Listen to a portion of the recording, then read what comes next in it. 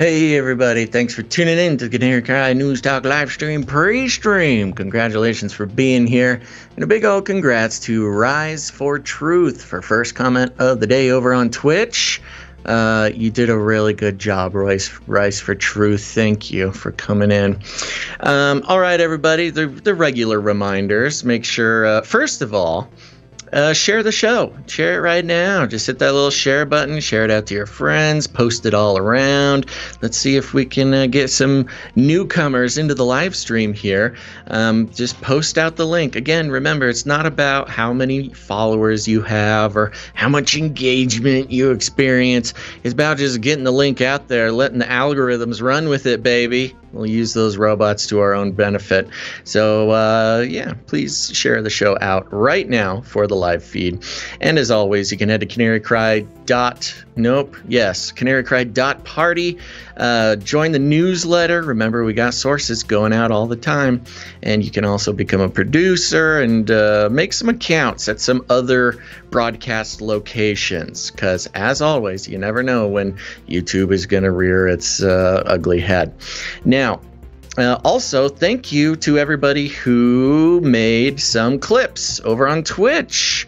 That's been really helpful for the post-show work that goes in, making clips, sharing it out, making sure people have some shorter material that they can interact with out on the webs. It's really helpful to help find new people, or help new people find the show. And you can do it on YouTube or Twitch. I think it's easier on Twitch, but YouTube, you can figure it out. Just hit that little clip button and make some clips live as we do the show. When you hear whether it's a funny joke or a good analysis or an outrageous news story, a nice little collection of clips that we can go back and helps us find material that we can clip and put out on the internet separately. It's really helpful. I consider it a legit form of producership for the show. We're still working on how to thank those producers, but please go do it. Clip, clip, clip, baby. Okay, stay hydrated, buckle your seatbelts. Let's get this show started.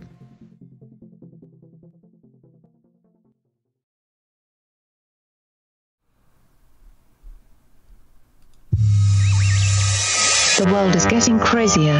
People are acting more and more insane. The end of the world is tomorrow. Tomorrow.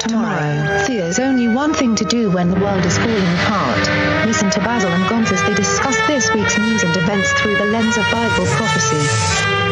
You are listening to Canary Cry News Talk.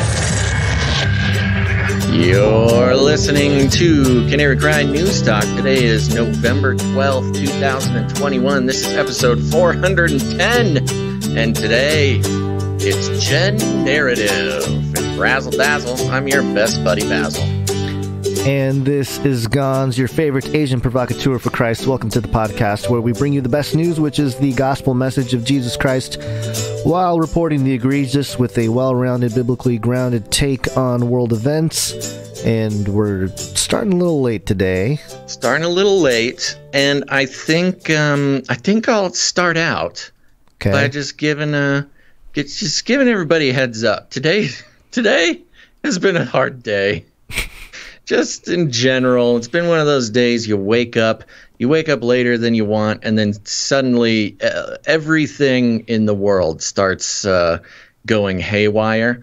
So that's partially why we have a late start today, but it's been a little tough. But don't worry, everything's fine. No sort of catastrophic problems.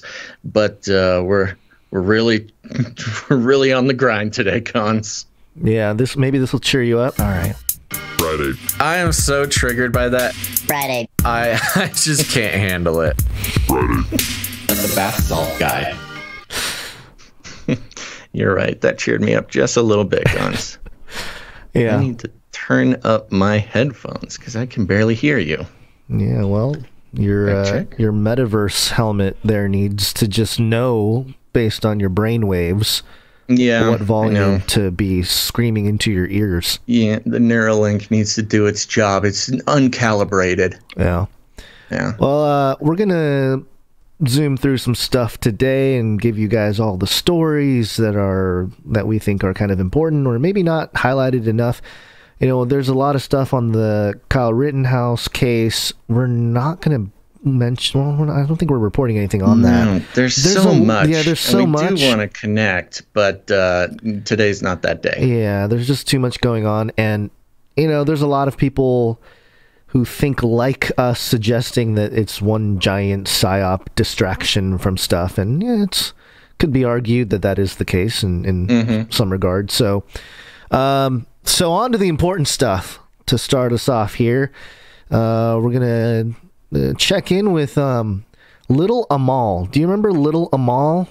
Not even a little bit. Not even a little bit. Wow. Okay. No. Well, Connect for Climate, blue check mark on Twitter, tweeted this out. Representation poem, a new piece by @Ubadur, traveled to COP26 with little Amal to give voice to climate refugees, and Youth for Climate demands for urgent climate action rooted in climate justice. How will you respond? So many climates going on in that sentence. Little Amal is the puppet that somebody made in, I think it's like just Europe in general, and it was making the point of the refugees, crossing Turkey and Greece and all this kind of stuff. So little Amal, which is a giant puppet, and it looks like Nephilim on stage walking around. It's like, oh, okay, I remember this giant scary puppet. Yeah, and we mentioned how it, at least for me, it reminded me of the giants in what's that show? Attack on Titan. Yeah. Yeah. The way they move around and everything. Well, anyway, so she makes an appearance in this little poem thing, and it appears. I know we moved the story about Klaus Schwab announcing the great narrative. We'll get into that, but that's sort of the theme here. There's a story being told from the globalists and their narrative of what is happening and what's going to happen to resolve it and everything else. They're bringing out all the artists and musicians and poets and all kinds of stuff. And it's a culture. It's really a culture war offensive. Yes. So this is from that poem/video that they produced that was presented at COP26. Oh, by the way, before we start here, just keep in mind Cerebro from X-Men. Okay. Just keep it in mind. What do you hear?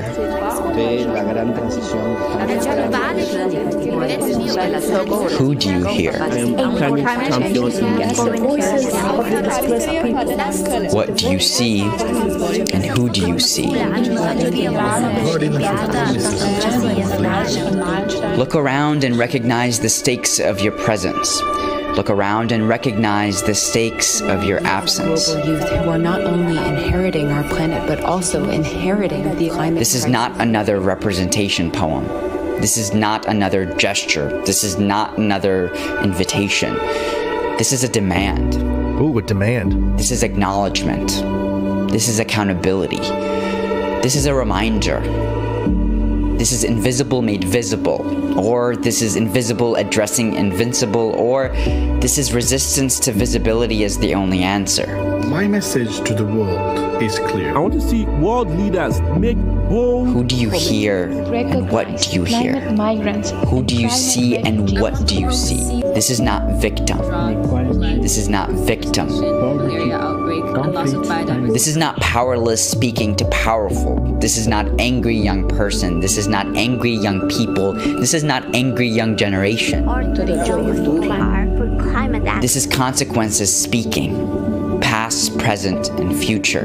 Thinking about the future, this transition needs to start immediately. What do you hear? And who do you hear? What do you see and who do you see? I want to see This is consequences speaking. Your life on a generation depends on you. How will you respond? There it is. And for those of you just listening, throughout the whole video, it shows the guy, reading the poem, but it also shows little Amal, like hugging people, and giant spooky puppet, like touching things and wandering around and looking around pensively. I'm not gonna lie, I consider myself an appreciator of the arts. Yeah, I know. No matter what form they come in. And he definitely lost me a few times in that poem. Maybe it was the distraction by the giant, creepy Attack on Titan Nephilim puppet. Walking around, yeah. Just like awkwardly touching things. It just interspersed, with the whole emotion of the whole deal. And it's just weird. You step back and it's like, okay, we're supposed to know what little Amal represents and the refugee problem and all that. Right. But just in objectively looking at this poem, if you had never seen this puppet before, it's honestly hysterical. I don't know why I wasn't laughing during it. I think I was just too confused. But remember that movie that came out when we were younger? Not that young. The Team America World Police. Yes. Where it was all puppets. Yes. Where they tried to family-friendly show, Basil. No, yeah, right. This is not for kids. But, they tried to mimic like cinematic tropes, like, really intense close-ups of the eyes of a puppet. Right. And that was the humor of it, was like, oh, this is ridiculous because it's a puppet. Right. That's kind of how this was. I mean, it's showing like a really tight close-up of this giant puppet's hand, like caressing a brick wall. Like, this is weird, man. I don't know. Yeah, that was the weirdest part about it. I have it paused on video for those of you watching. But yeah, they have the hand like caressing a brick wall, like the giant hand. Like, yes, I'm feeling the stones. The giant puppet hand is emotionally and pensively just feeling the world with her fingertips. Yeah. So anyway, it sets the tone and sets the whole arc of this episode, the narrative, the storytellers, and the Cerebro thing, where who do you see, who do you hear, all this kind of stuff, and then like just. Especially if you're listening in stereo, you have these voices kind of traveling around. It definitely reminded me of Cerebro in X-Men, where Professor X goes in that little thing, puts on a little headset thing, and he can feel everybody on Earth all at once. Well, and it goes back to the Mercer box, the empathy box being sort of the secular religion. Yeah. Well, we're going to also play this clip from our president. Got hairy legs. Uh-oh. Got hairy legs. I don't know if we're allowed to do this. I think we should start out by just acknowledging that you and I had a little bit of a back and forth on whether to play the clip on the show.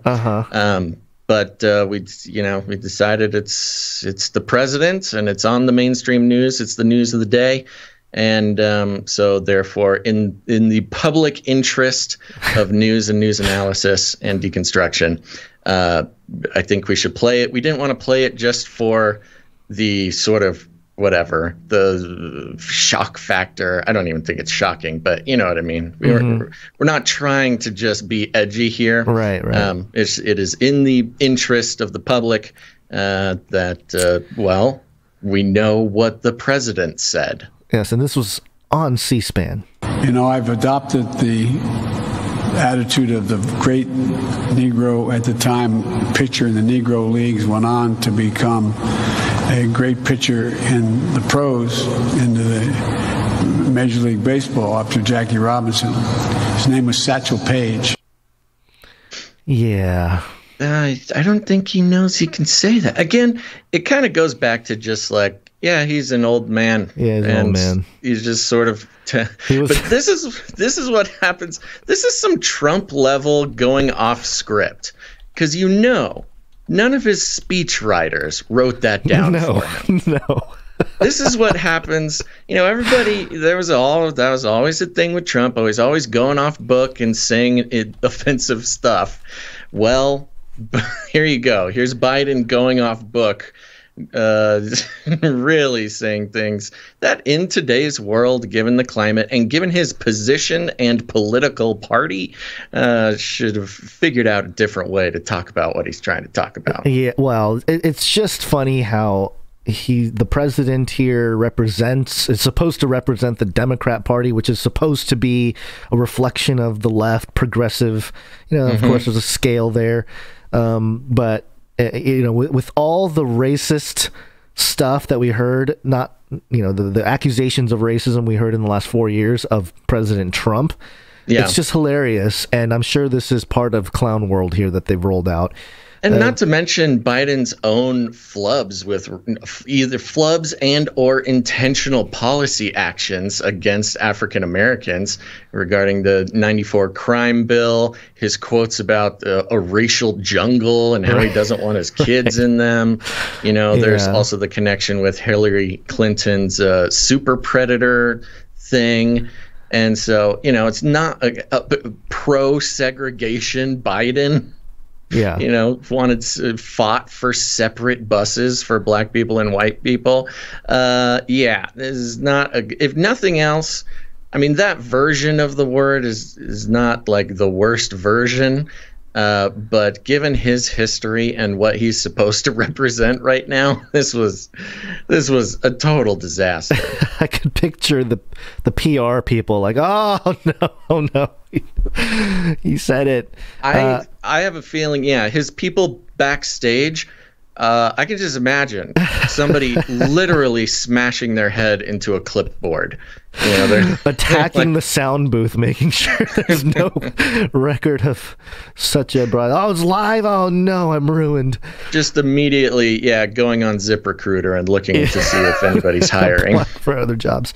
Well, okay, it says here, according to Britannica, that the Negro League, there's the Negro National League that lasted until 1948, or a version of it, and then the Negro American League lasted till 1960. So Biden would have been 18 when they ended it. So he's going to grow up in that time period, and those words. I mean, at the time, I'm not going to speak for Biden. He's an old man. He's an old man.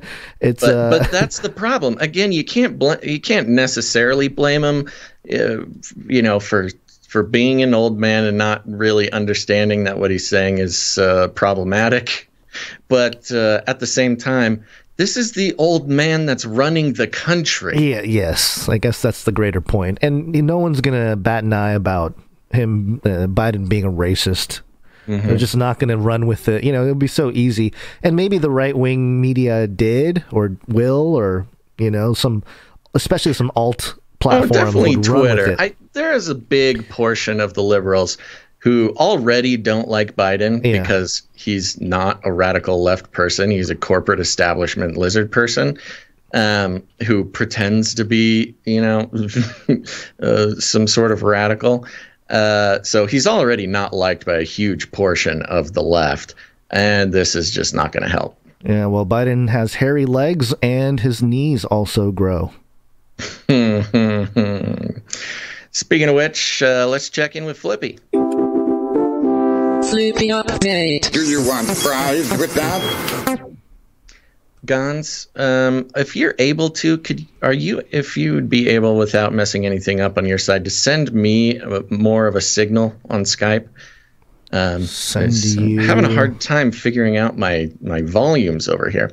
But other than that, if you're new to the show, Flippy is our colloquial name for the disembodied robot arms that are taking our jobs, enslaving our children, and flirting with our spouses. We use talking about Flippy to explore all the new, fun, and exciting ways the robots are taking over the world and how there's nothing we can do about it.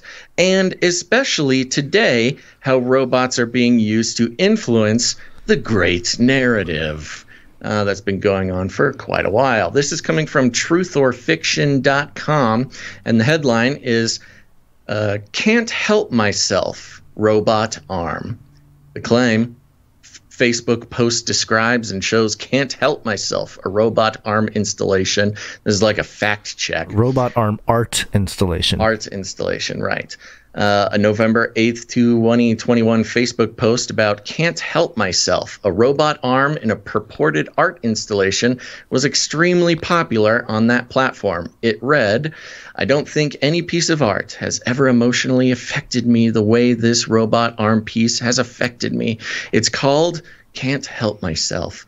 And it's a robot arm that's programmed to clean up the fluid that's constantly leaking out of itself.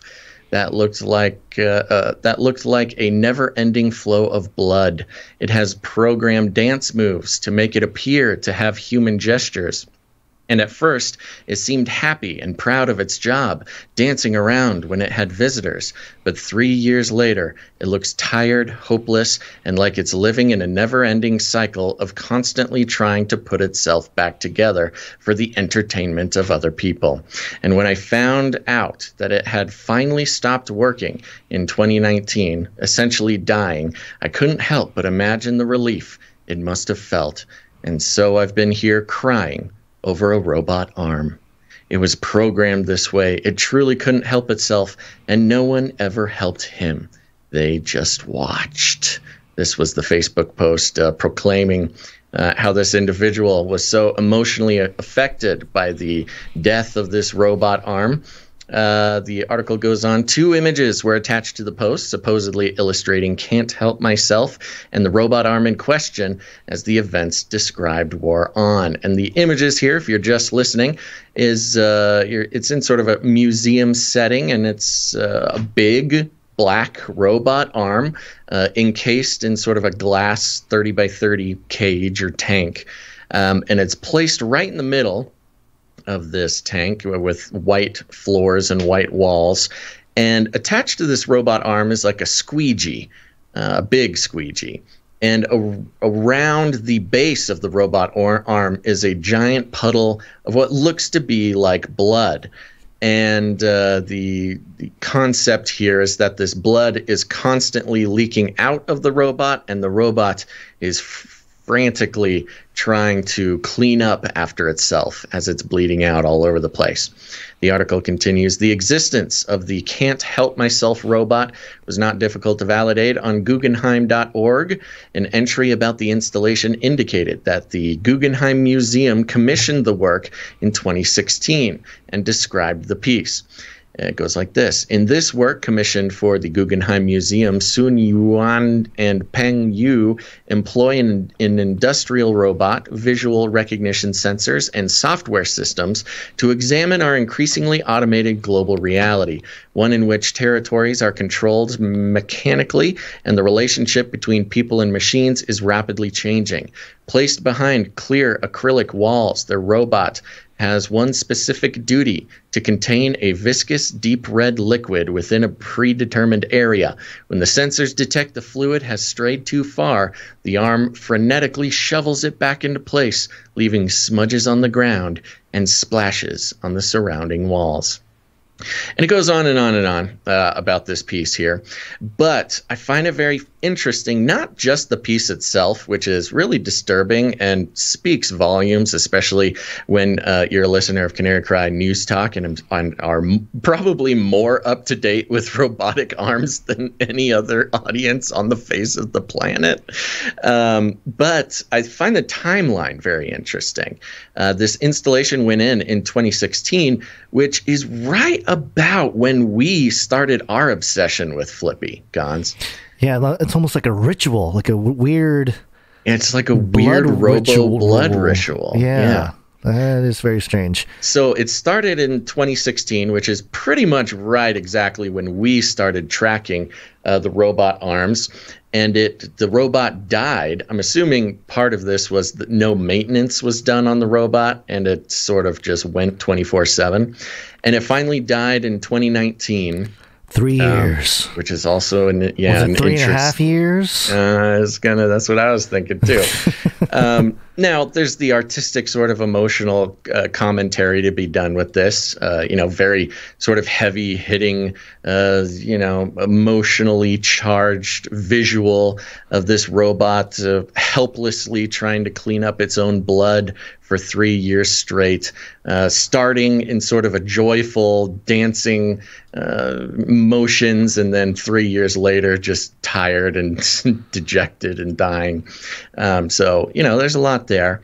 But also the way that it affected this poster. The person who posted it on November 8th, 2021, so incredibly recent.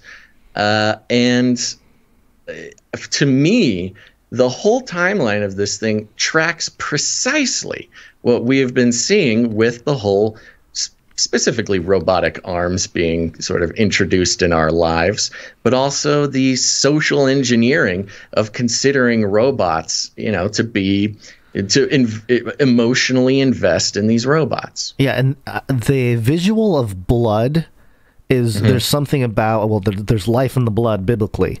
But I think for people that are just out there, they're looking at it as an art piece or whatever it is. You can tell from that Facebook poster that it invoked a connection. It invokes some sort of life to this robot arm. I also think it's interesting. 2016. That's right about the time that all the Pizzagate stuff was happening. So in light of all that, satanic rituals and all that being discussed, you have a robot arm cleaning up its own blood. Kind of spirit cooking flippy. Very interesting. Yeah. I don't know. It's just, and even weird. The name of it, Can't Help Myself. Yeah. Sort of bringing to mind a sense of inevitability and helplessness. Helplessness and a sentient aspect where there's a self-awareness of like, I can't do anything about my situation. Well, and I see it's how you programmed me, you evil humans. Sure. Well, I even see it in a bigger sort of meta-analysis being, the inevitability of the, robot arm takeover and the emotional connection with robots. And, it's almost even claiming it's not my fault. You made me this way to take over the world. Yeah, kind of weird. And all your jobs and flirt with your spouses and enslave your children. Yeah, so I thought it was very interesting, especially as we continue to track the social engineering aspect of the ubiquitization of robots and especially robot arms. And, more and more people are connecting emotionally, which is, the personhood of robots has been a conversation we've been talking about for almost 10 years now. Yeah. So here we are. There you go. That's your Flippy update for the day, folks.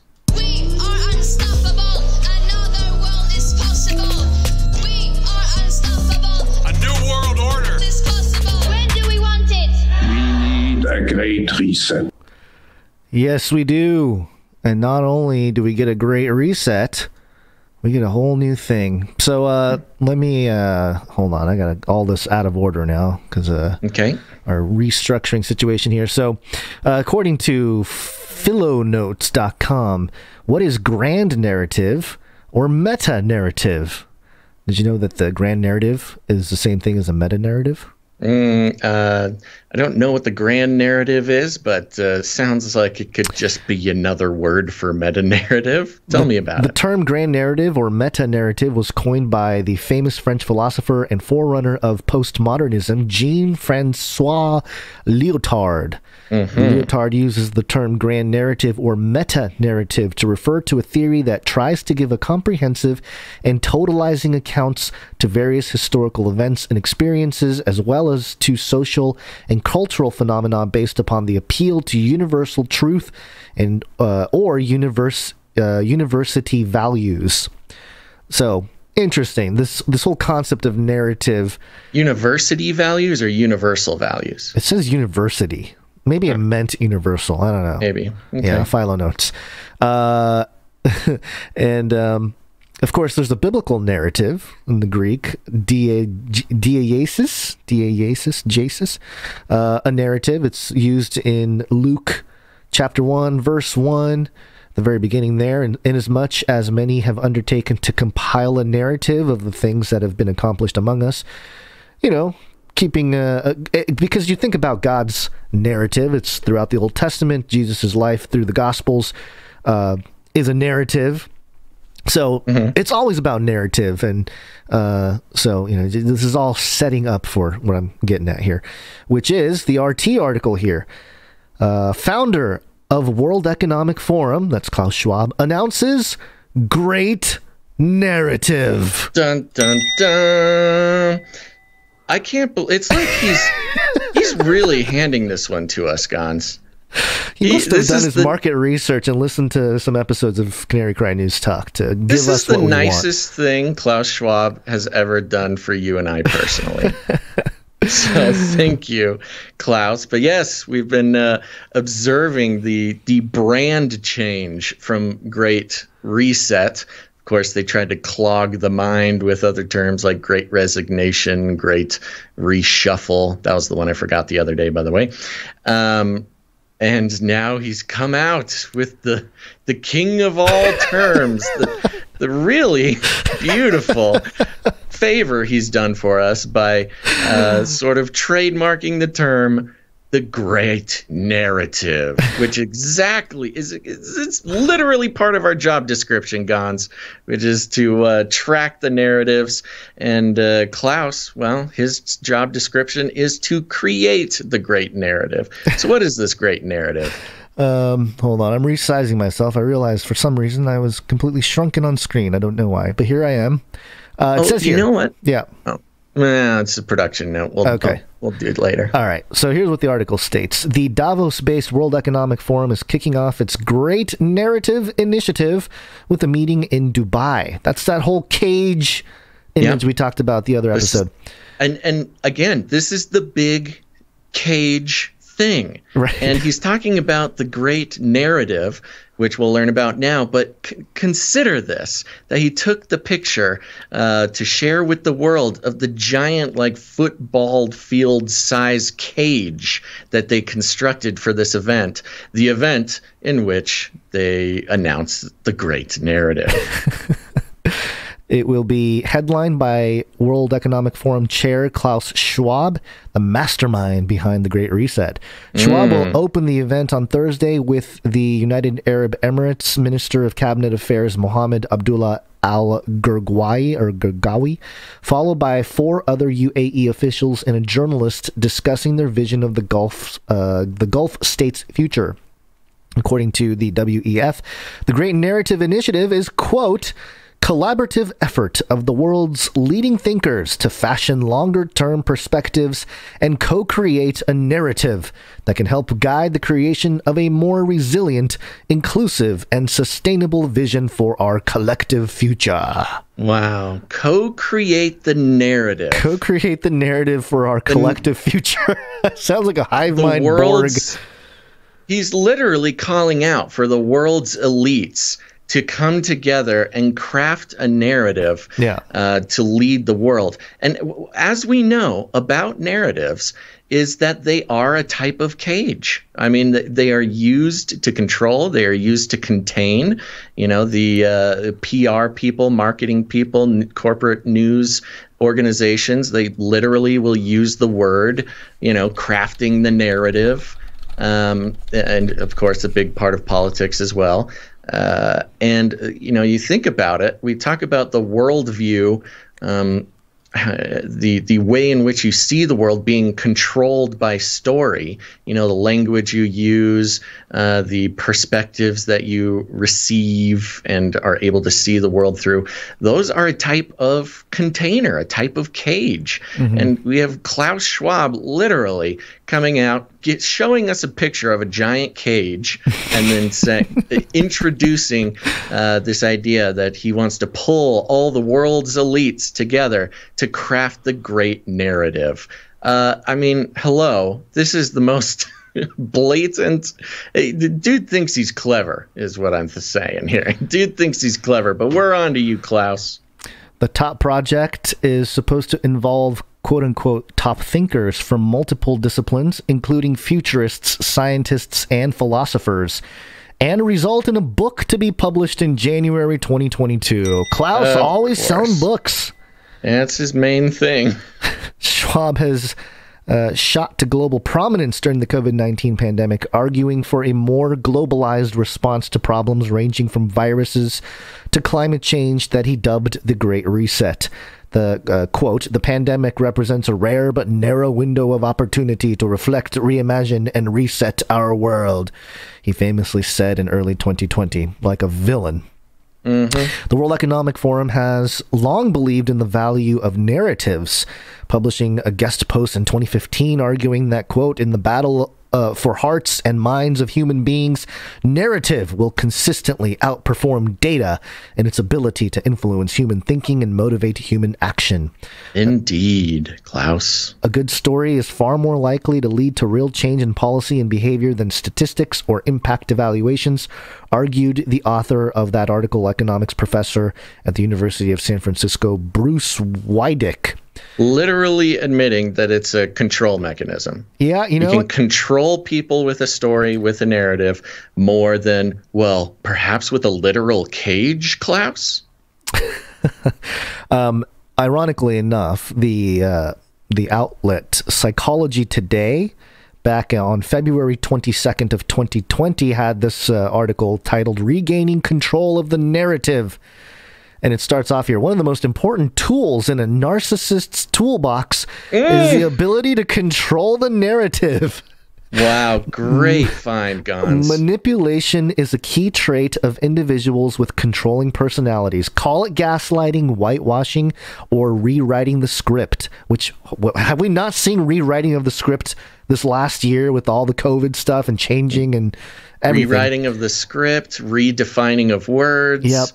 The crux of the matter is the manipulator's desire to control the narrative and either be the hero or the victim.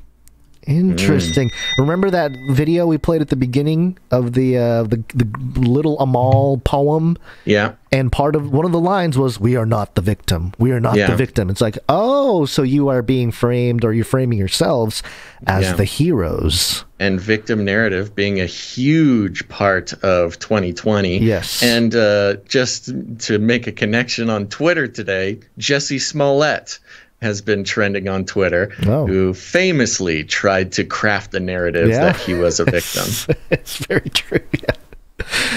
Yeah, there you go. Yeah, maybe he was the test case that the victim card it wasn't working as well. So now you go on the offensive, you go on the hero side. We see the kids volunteering for vaccines as heroes or superheroes, and now the general public being labeled heroes in this regard. Nurses being change. Labeled heroes. I mean, and that's exactly what we were talking about the other episode, where this branding of children who get vaccinated, like you mentioned, are heroes, and how dangerous of a narrative that is. And it is. It's a setup. It's what happens when a hero dies? It's not so much sad as it is praised and seen as a sacrifice that needed to happen for the best of the collective. So that hero narrative being a very disturbing one being pushed recently as well. Yeah. Wow. Great find on that psychology article there.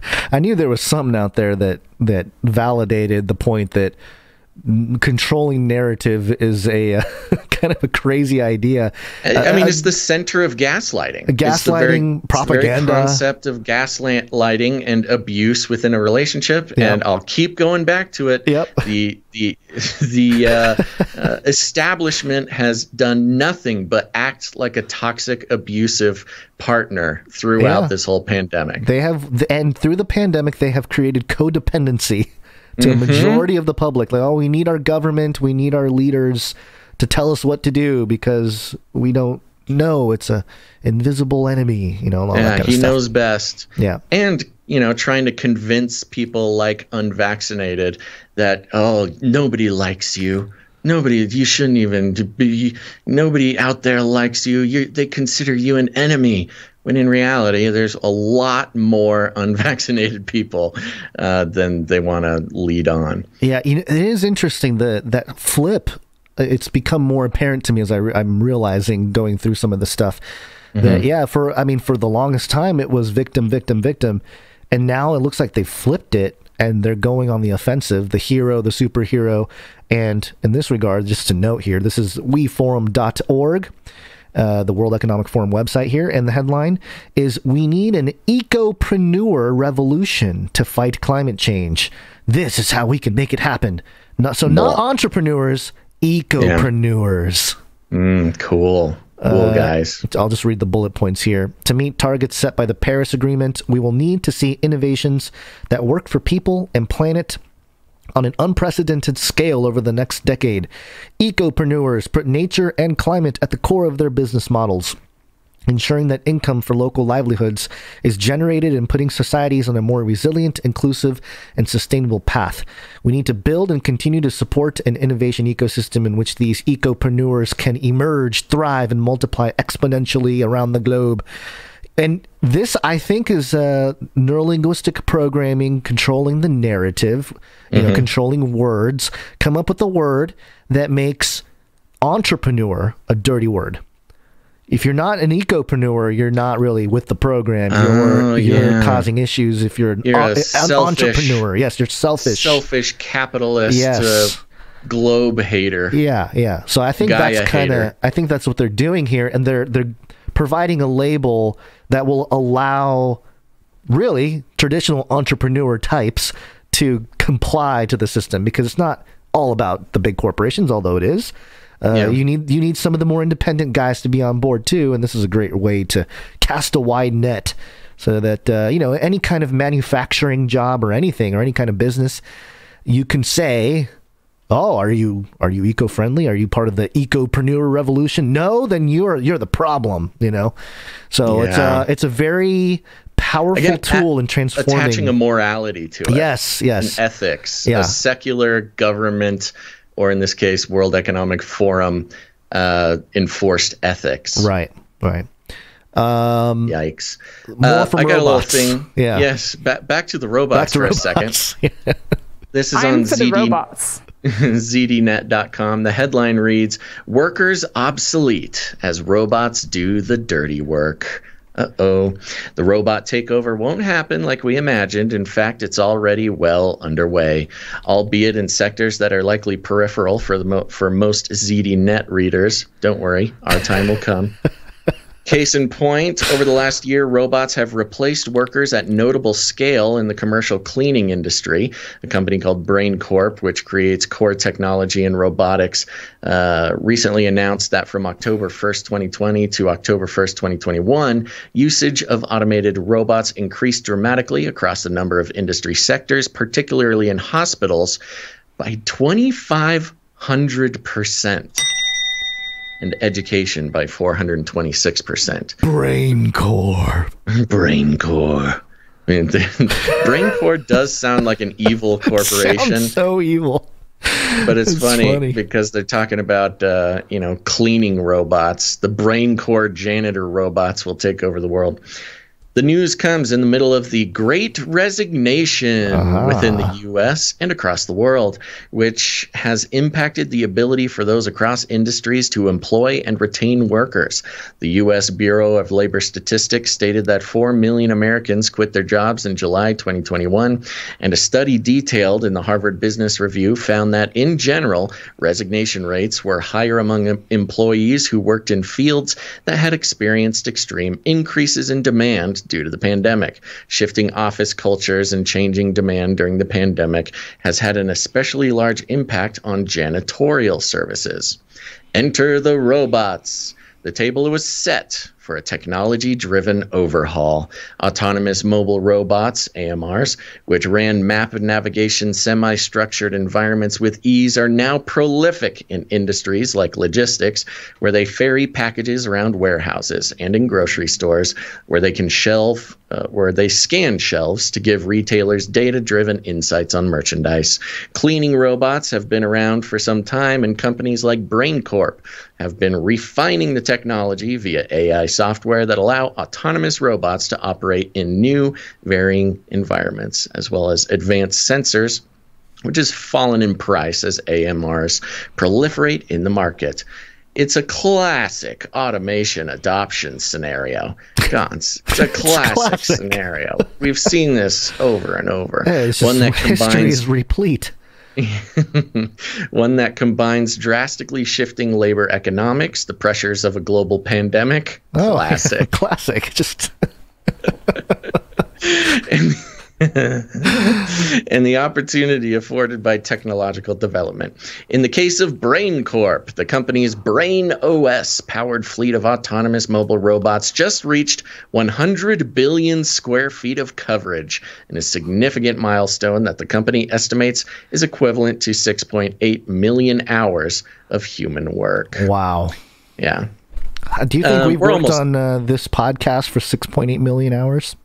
It feels like it sometimes. A lot of time.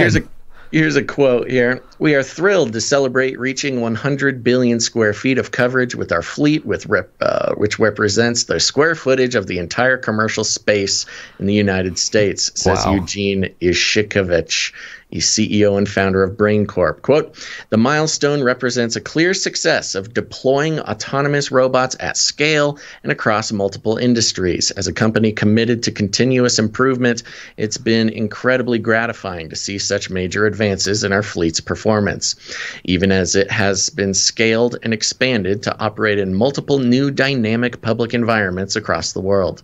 The same mechanisms driving automation in commercial cleaning are pushing development in spaces like fast food, where burger robot FLIPPY is becoming a viable cooking option for fast food chains, and window washing, where autonomous robotic arms can perform one of New York City's most iconic jobs. It's a sign that the robot revolution isn't coming, it's already here. There you go, Gonz. The connection, mainstream connection, corporate media connection between robot arms specifically and the Great Resignation, which, of course, is just another facet of the Great Reset, now considered the Great Narrative. Yeah, and we try to tell you. This is crazy that when we started this podcast, not just News Talk, but especially Canary Cry Radio, I think most people thought like, eventually robots might take some jobs or whatever it is, but it won't happen too quickly. They can't develop that kind of stuff that quickly. And within a decade, the ZDNet, it's a sign that the robot revolution isn't coming. It's already here. And all it took was that classic situation, a global pandemic. Classic situation, and a company that sounds like a villainous video game corporation, Brain Corp. Yeah, I think that this is interesting in that it really validates from day one what we said about the whole pandemic and the lockdowns, which was we're going to see the robots take over industries. We are saying this exact stuff in March or in April of 2020. Yeah. And so keep an eye out, folks. Again, a wonderful gift, early Christmas present for us from Klaus Schwab, coming out with the term the Great Narrative, because really that's been our job, our whole career, Gonz, which is tracking the Great Narrative. And so keep an eye out for that, and recognize that as we switch from topic to topic and perhaps cover unrelated material, just keep in mind that it's all part of tracking the Great Narrative. It's all connected. Yeah. Speaking of which, we should probably talk about some COVID. It's Corona time. COVID-19, COVID-19, COVID-19, COVID-19, yes. COVID-19, COVID-19, coronavirus.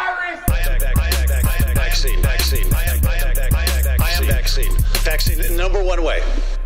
We got a clip here of Pfizer CEO Bourla. And have you seen this clip around, Basil? I don't know. Sorry. Didn't mean to play. I've been seeing a number of clips from him lately, and none of them good. No.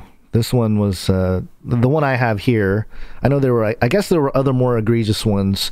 But this one is the one that I grabbed from Andrew Ross Sorkin's Deal Book. Do you think this is a communication problem? Because there are people, as you know, that are truly anti-vax out there. And one of the talking points that they have is you can still get it if you're vaccinated. Oh my God. Then why you get vaccinated? So not to get it. So what I want to say is that if you get it, big percentage, higher than with other respiratory diseases, are ending up in hospitals and they die. So this is what we want to avoid.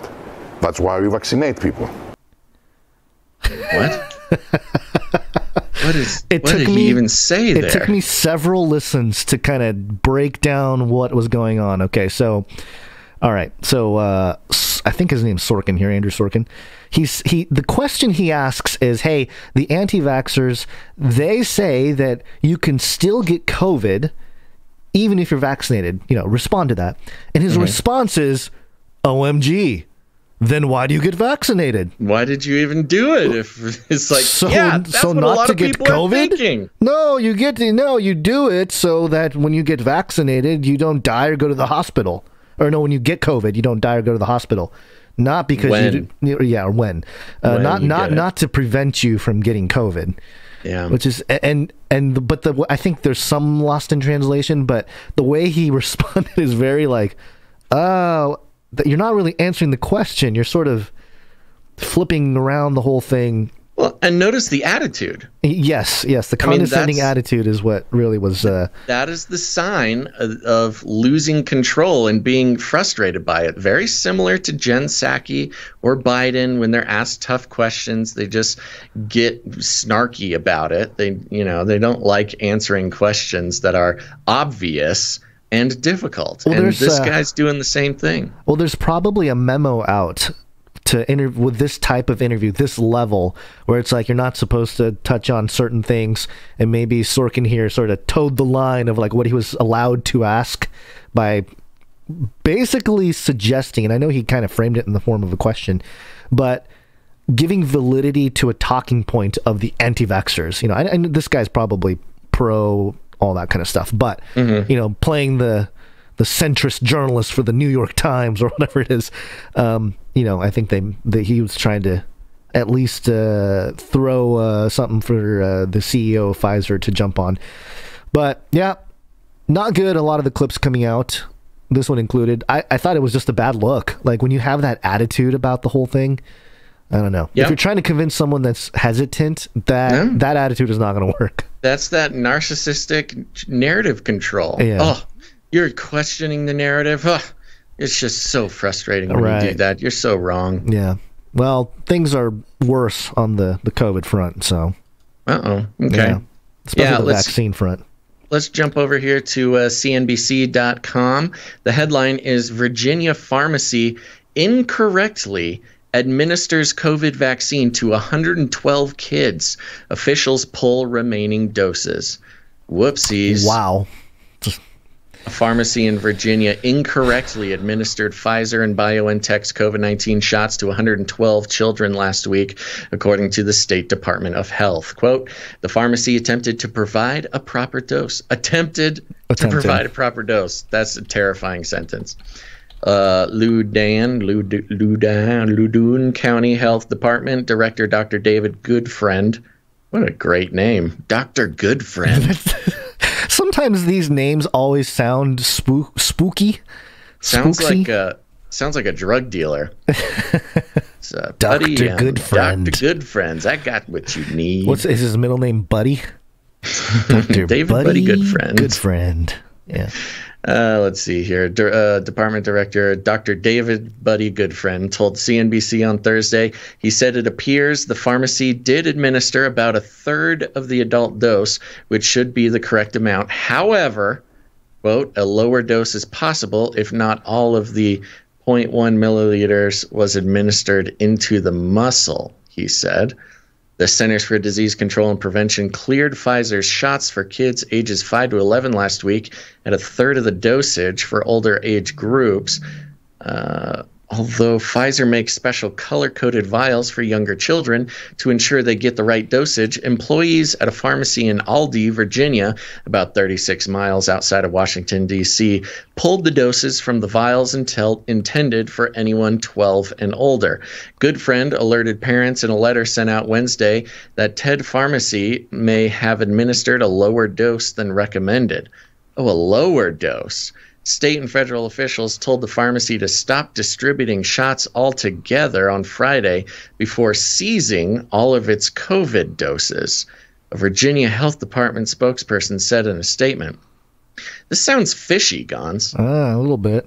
They didn't give them enough vaccine, so the government comes in and seizes all of the doses? Yeah, I don't know, Doesn't man. seem right. That does sound weird. like a little excuse. Good Friend added that his department was not aware of any children receiving too much vaccine. Virginia's Department of Health said TED Pharmacy administered the improper vaccine doses from November 3rd to 4th within 2 days of the Centers for Disease Control and Prevention approving Pfizer's COVID shots for children 5 to 11. Kids in that age group receive a 2-dose 10-microgram COVID vaccine regimen compared to the 30-microgram shots for those 12 and older. Good Friend told parents in the letter to avoid giving their children a higher dose meant for older age groups for their second shot. Yeah, okay. Why would these parents want to give their children a higher dose in the first place? Saying they should contact their pediatricians, quote, to determine the best course of action for each patient. We didn't give your kids enough vaccine, so therefore don't give them a higher dose. Okay, maybe telling them not to try to overcompensate or something. Yeah, maybe, but still kind of weird. The letter gave parents 2 options for completing their children's COVID vaccine series. They can either restart the vaccination process at least 21 days after the incorrect dose was administered. What? Hey, it's the great reset there. It's just reset the body, 21 days, you're ready to go. Start over. Yeah. Or complete the second shot with the proper 10 microgram dosage as scheduled. How is that in any way scientific? How are those equal options for parents? Either just start all over again and get 2 doses, or just get the second dose with the regular amount. This is obviously not about the science and not about health. It's about parents who are brainwashed into thinking that they, have to give their children this vaccine. And it's just yeah, whatever you feel like, whatever makes you feel comfortable, do that. Whatever makes you feel compliant and like a good person. But don't give them too much. Okay. All right. You'll do fine. Bye-bye. Quote, VDH is also working to contact parents and ensure they understand the guidance on the next steps. The department statement said, quote, VDH has not received any other reports of pharmacies or providers administering COVID-19 vaccines formulated for 12 years or older, 12 years and older to children 5 to 11 years old. Pfizer ships its vaccines for 5 to 11-year-olds with orange caps, labels, and boxes to distinguish them from the purple packaging on shots for those 12 and older. The shots also contain new instructions.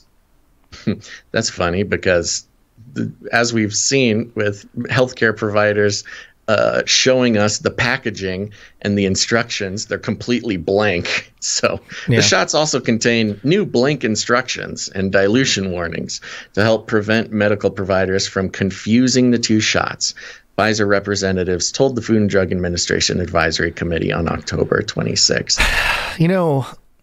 I don't get it, man. Well, I don't understand. This is super fishy. Hold on. Because they're saying they accidentally took the dosage from a 12 or older bottle for 5 to 11-year-olds. And the 12 and older bottle has a higher dose of the vaccine. So if you're taking the dose of an 11-year-old or older and giving it to a 5-year-old, wouldn't that mean that the 5-year-old is getting too much, a higher dose of the vaccine? And yet that contradicts what they're saying here, that the kids didn't get enough vaccine. Maybe the excuse is, well, it's not enough if you're talking about both doses that the kids need. You know what I mean? Like it messes with the numbers. Like you can't do. Well, it certainly messes with the numbers, but if they gave it from a bottle that is a higher concentration for 12-year-olds and gave it to a 5-year-old, that would mean that the 5-year-old got more vaccine than they should have, which is opposite of what they're saying. They're saying they got less than they should have. I don't have an answer, and I'm not expecting an answer. Yeah. I'm just saying this whole thing is super fishy. Yeah. And then why would you seize all of the vaccine? Something is up. Something is up. This story doesn't make any sense. Yeah, I agree with you. And especially just objectively, not even thinking as a conspiracy theorist or a fringe person or whatever, just objectively, if we are in a pandemic and the one thing that is going to protect us is this magical vaccine, how are you so incompetent that you mess it up this badly? That badly. I mean, it should be very tight reins on this stuff and administration, who gets it, especially when you get kids involved. I get human error, but this is a pretty big human error. 112 kids. At what point you're like, oh, whoops, sorry, wrong jab for the kids. The other thing, just to note here, and this was shared around on alternative. Hold on, are you moving on or kind of, but not really? Just real quick. Okay. Just let me make I've been watching Dope Sick on Hulu. Okay. Have you watched it? No, I don't have. Okay, Hulu. so Dope Sick is a show executive produced and acted and starring Michael Keaton. It's a great show. Y'all should check it out. It's really well done. And the whole show is about the Purdue OxyContin story. And it's really incredible. But a huge part of the storyline is they go into extreme detail about how the FDA was manipulated and sold out and corrupt, and how the FDA was, a part of Purdue lying to people, misrepresenting OxyContin, pushing it, mismarketing it, just the list of crimes that Purdue committed in the OxyContin phase of our history. And it shines a light on the FDA aspect of this, because everything Purdue did was approved by the FDA. So the FDA is just, in my opinion, just as culpable for the OxyContin epidemic and the crimes thereof.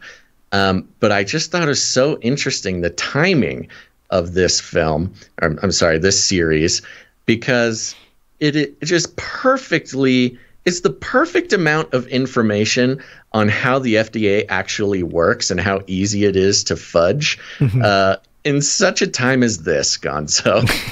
And part of the problem was dosage. The FDA and Purdue, colluded on basically fudging all numbers on the dosage to try to sell more pills.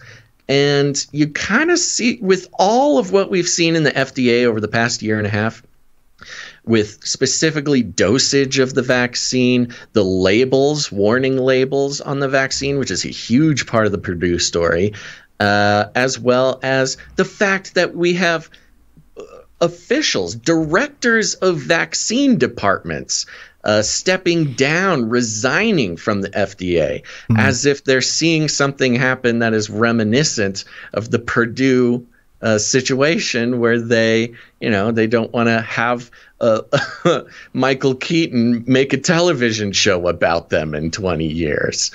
So it's just very sketchy, and great show. Again, some adult themes out there, of course, but you're watching this and you're like, oh my gosh, this is exactly what's happening in the FDA now regarding the vaccine. Yeah, the one thing I wanted to mention to tag on to this story here, I saw this floating around on alternative media, so I thought I'd look into it briefly. I haven't done all my homework here, but basically in a document that outlines the ingredients for the vaccine for 5 to 11-year-olds by, I think it's Pfizer. This is on the FDA.gov website, so it's an official source here. On page 14, it talks about the vaccine formulation, and it says here, to provide a vaccine with a improved stability profile, the Pfizer-BioNTech COVID-19 vaccine for use in children 5 to 11 years of age uses tromethamine, tris, buffer instead of the phosphate buffered saline, PBS, as used in the previous formulation, and excludes sodium chloride and potassium chloride. And it talks about the temperature it's got to keep it at. And I don't know if it's as big of a deal as some of the alt media was making. I'm not familiar enough with chemistry and all that kind of stuff. But it is true that if you look up what tromethamine is, it's used to treat or prevent acid problems in the blood. And a lot of times it's used with people who have heart issues, to people that have heart attacks and stuff. Possibly some confirmation on the fact that they added some heart protecting chemicals, yes, but also into the children's vaccine. Look at the list. This is from medicine.com. What are the side effects of tromethamine that I need to call my doctor about immediately? And okay, so here's the list.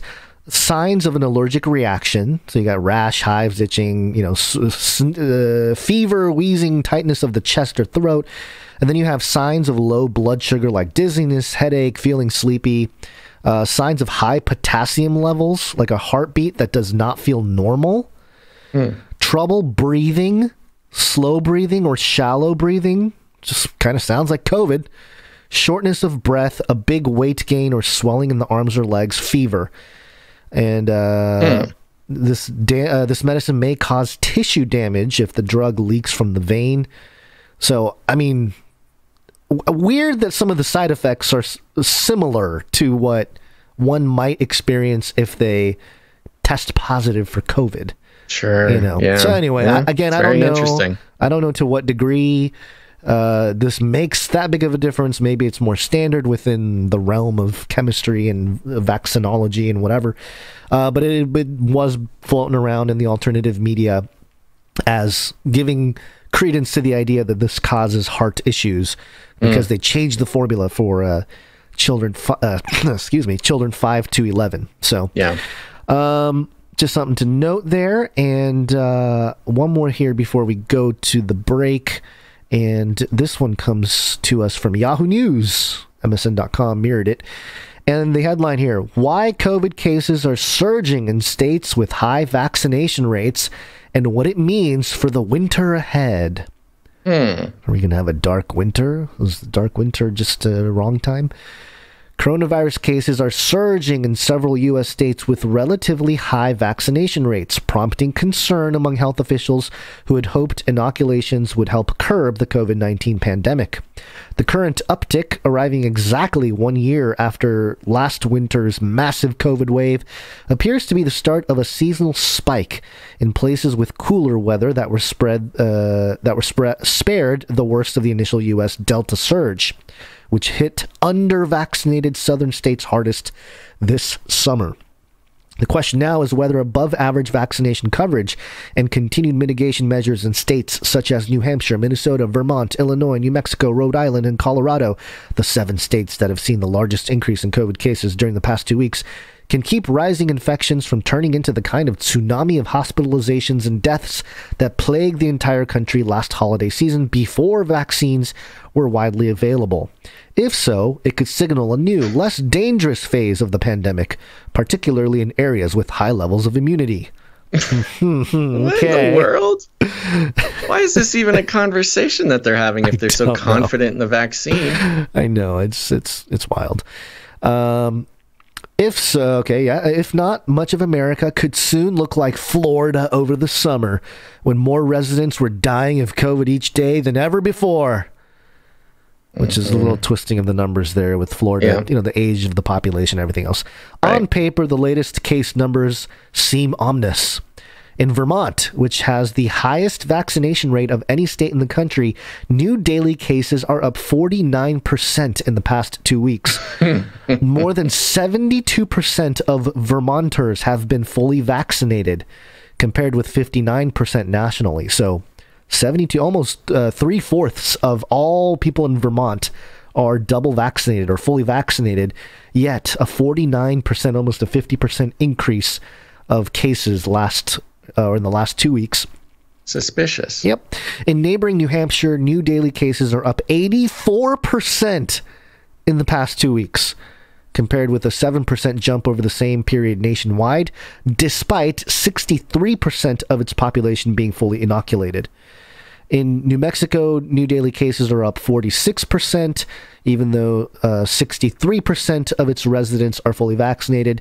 And in neighboring Colorado, new daily cases are up 42%, despite 62% being vaccinated. Cases are also up significantly in Minnesota, 50%, Illinois, 49%.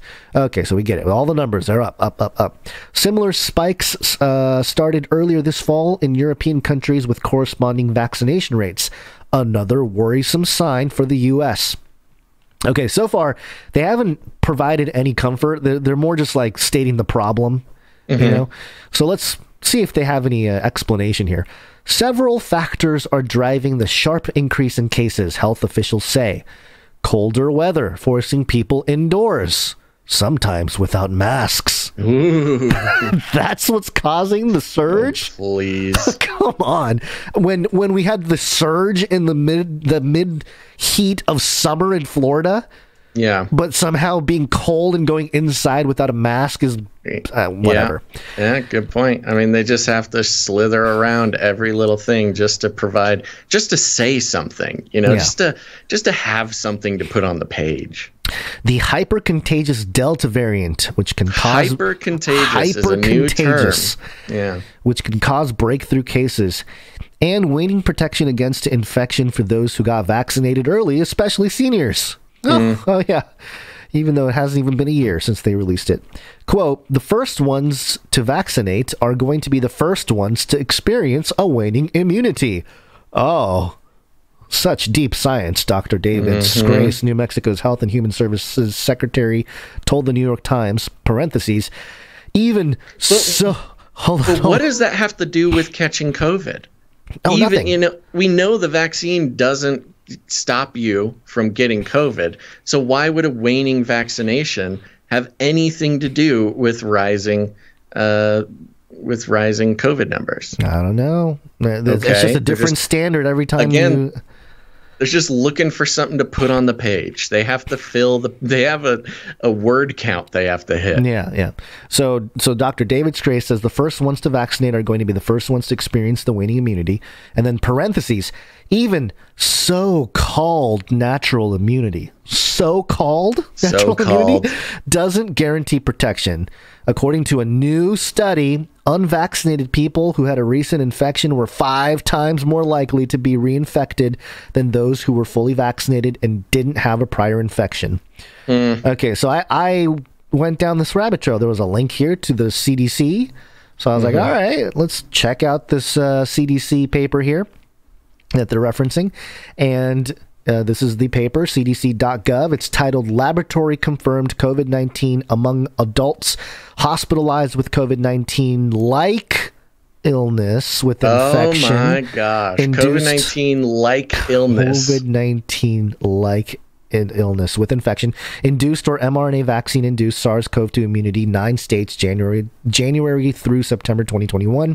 This was released by the MMWR early release, so I don't think this is peer reviewed. I think this is just the CDC's internal stuff. And I checked, and yeah, the MMWR, the Morbidity and Mortality Weekly Report Series, is a series prepared by the Centers for Disease Control and Prevention, often called the voice of CDC.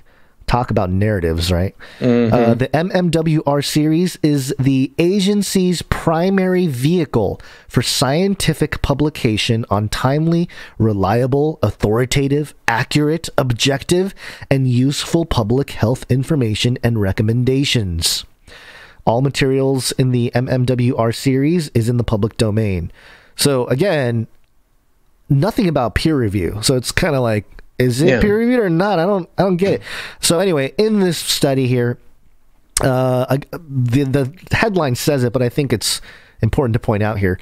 Within the article, it states, during January 1 through September 2nd, 2021, a total of 201,269 hospitalizations for COVID-19-like illness were identified. Okay, so 201,269 people in those states from January to September were admitted to the hospital for COVID-19-like illnesses.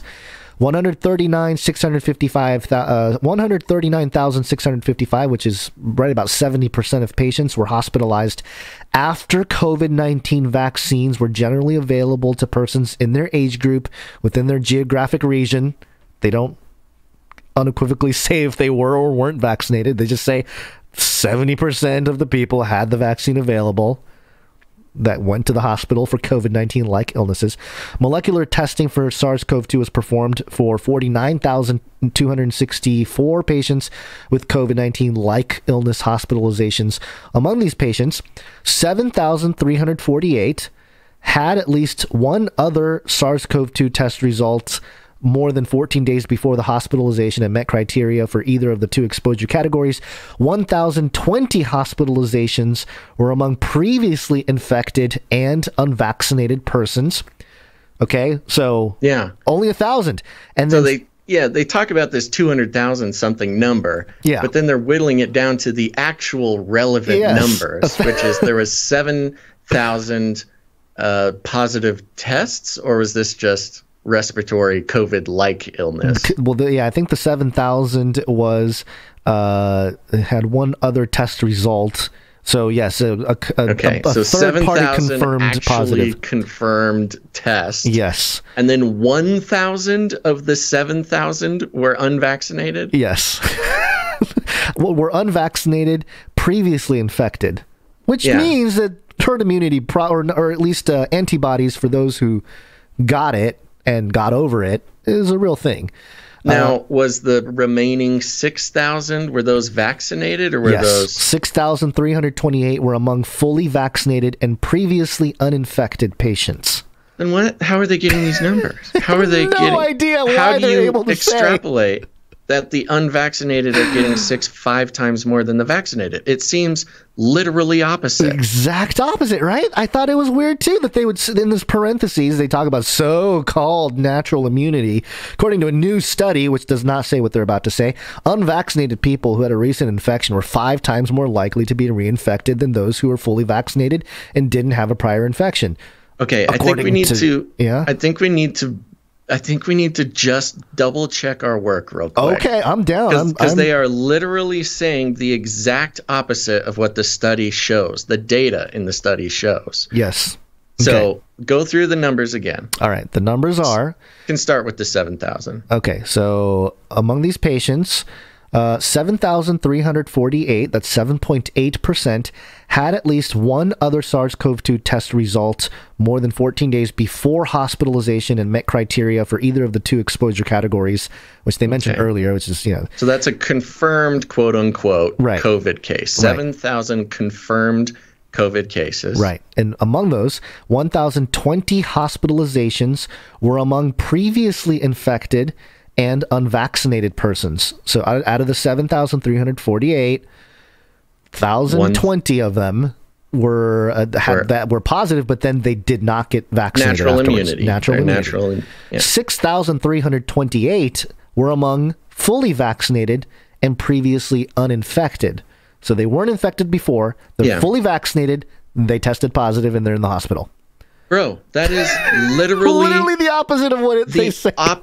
The exact opposite of what they're claiming in the story. It's wild, right? I thought it was crazy when I was reading this. I'm like, am I nuts? Am I misunderstanding? I did the same thing you just did. I read the 2 parts there because I was like, wait a minute. Maybe they just misrepresented, or maybe they read it wrong. It sounds like the Yahoo person here, the person who wrote this article, went through the stuff too fast and summarized it wrong. The opposite. Yeah, it's not even like fudging numbers. No. It's not, rounding up or rounding down to make something look better. It's literally switching the labels on natural immunity and vaccinated infections. Yeah. Well, it goes That's on. crazy. It goes on to talk about the doom and gloom of everything. Later on, it says, going forward, boosters and childhood vaccinations are likely to make a big difference, though it's unclear how much of a difference they'll make this winter. So, yeah, too late. We don't have the diagnostics tools out there like Bill Gates. So this said. is Yahoo. Did they mirror this from somewhere, or is this their own? This is MSN.com mirroring Yahoo News. I wonder. That's interesting because usually Yahoo just mirrors stuff too. Is there a link to the original article? Let me see if I can find it. I can probably. It'd be funny if Yahoo mirrored it from somebody else, and then MSN mirrored it from Yahoo. That's some interesting sort of. Hot potato fake story hot type potato thing. fake news CIA mockingbird nonsense. Yeah, I mean, someone's gonna get yelled at the next CIA party. Yeah, the Smith Month Act in action if that's the case. Yeah, let's see, I'm not finding this article. Interesting. Maybe I do the whole headline. Let's see if there's a... Yeah, they don't link it directly, do they? No, a lot of times they don't. Oh, here we go. Yahoo News. Yep, 1 day ago. Yep, researchnews.yahoo.com. Here it is, yeah. Yep. Okay. Is that mirrored or Yahoo sourced? Looks like Yahoo sourced. It doesn't... Yeah, Yahoo News. Okay. Wow. Yahoo just lost a couple points in my book. You were all stoked about them like 2 years ago or something. They're fun. Yeah. Like, Yahoo, my bastion of hope. They like to bash the same people we like to bash. Well, here's one more thing as well. What is written in this document, or the CDC document here, aligns with the Israeli study that people referenced, and the reason why we don't get to talk about the Israeli study. Medarchive.org. This paper has not been peer-reviewed, so, keeping that in mind. Comparing SARS-CoV-2 natural immunity to vaccine-induced immunity, reinfections versus breakthrough infections. In the conclusion, it says this study demonstrated that natural immunity confers longer-lasting and stronger protection against infection, symptomatic disease, and hospitalization caused by the Delta variant of SARS-CoV-2 compared to the BNT162b2 two-dose vaccine-induced immunity, which I think is the Pfizer there, or the Pfizer-BioNTech. So, yeah, there you go. I mean, the conclusion with this paper, based on a study of the Israeli population, was that, natural immunity does protect you better than just the shots. Yeah. So, it's like, okay. Well, Fauci says don't listen to the Israeli data, so. I guess, but the CDC... study pretty much agrees with it in terms of sentiment. Maybe not it's not the exact same study, but the only people, I guess, lying about it is Yahoo News. Just completely mischaracterizing the scientific papers that they link to. And it's funny too because this MedArchives article, there's like a little comment section at the bottom, and there's a bunch of people that are like, how. The CDC study, like, what are they, like, there's all the, I don't know, they point out all the problems with the CDC study in general, how it contradicts the statistical data, and they just are hasty with their numbers, and there's a bigger sample size for the Israeli study, and all kinds of stuff. So, anyway, if you're looking to dig into some rabbit trails about this stuff, then, you can check out the show notes. Of which you can go to, let's see, you can go to CanaryCry.Party. You just type in CanaryCry.Party into your URL, and it'll take you to our Linktree where you can subscribe to our email list, find all the platforms where we go live, connect with other like-minded Canarians on Discord or CanaryCry.Community, and you can even show support by becoming a producer right there on the Linktree, CanaryCry.Party. Woo! Nailed it, Gonz. Yep. And that's right. We're taking a quick little break, folks, but don't go anywhere because after the break, I lost my spot. Here we go. After the break, we're going to be checking in with the cyber pandemic well. Oh, the cyber pandemic thing is like, it's real good. Wow. It's money. It's money. You guys don't want to miss it. Yeah. And we're also going to be checking in on some stuff happening in China. So stick around. But before that, let's take a quick break. It's break time!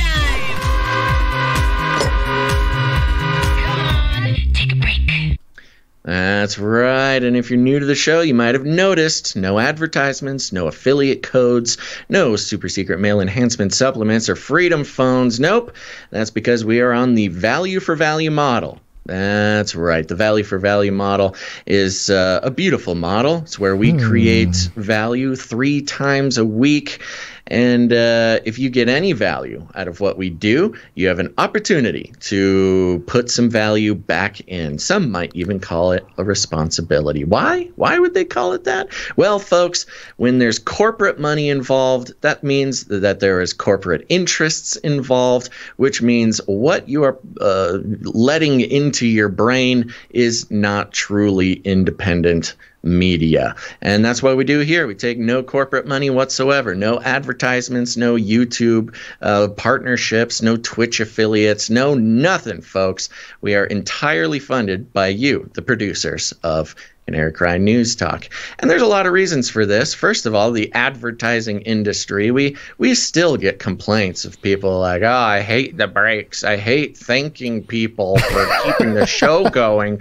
I hate it when fellow listeners, support the show so I can just soak it up for free. Yeah, I agree with you. I hate that. I hate that break section. It's horrible. Yeah, I wish they would just play advertisements for underwear companies and mattresses. That would be really cool.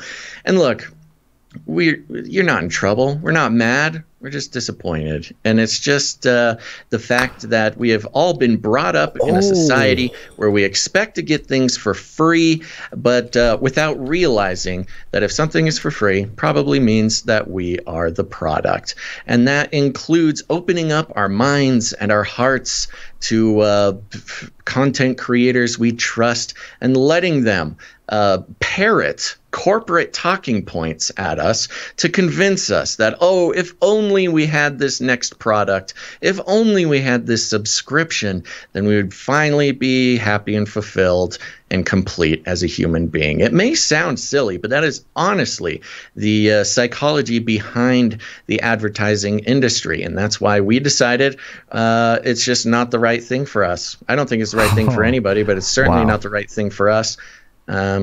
I'm hearing noises from you. You have something to say? No. I'm just looking at some breaking stuff here. It's kind of wild.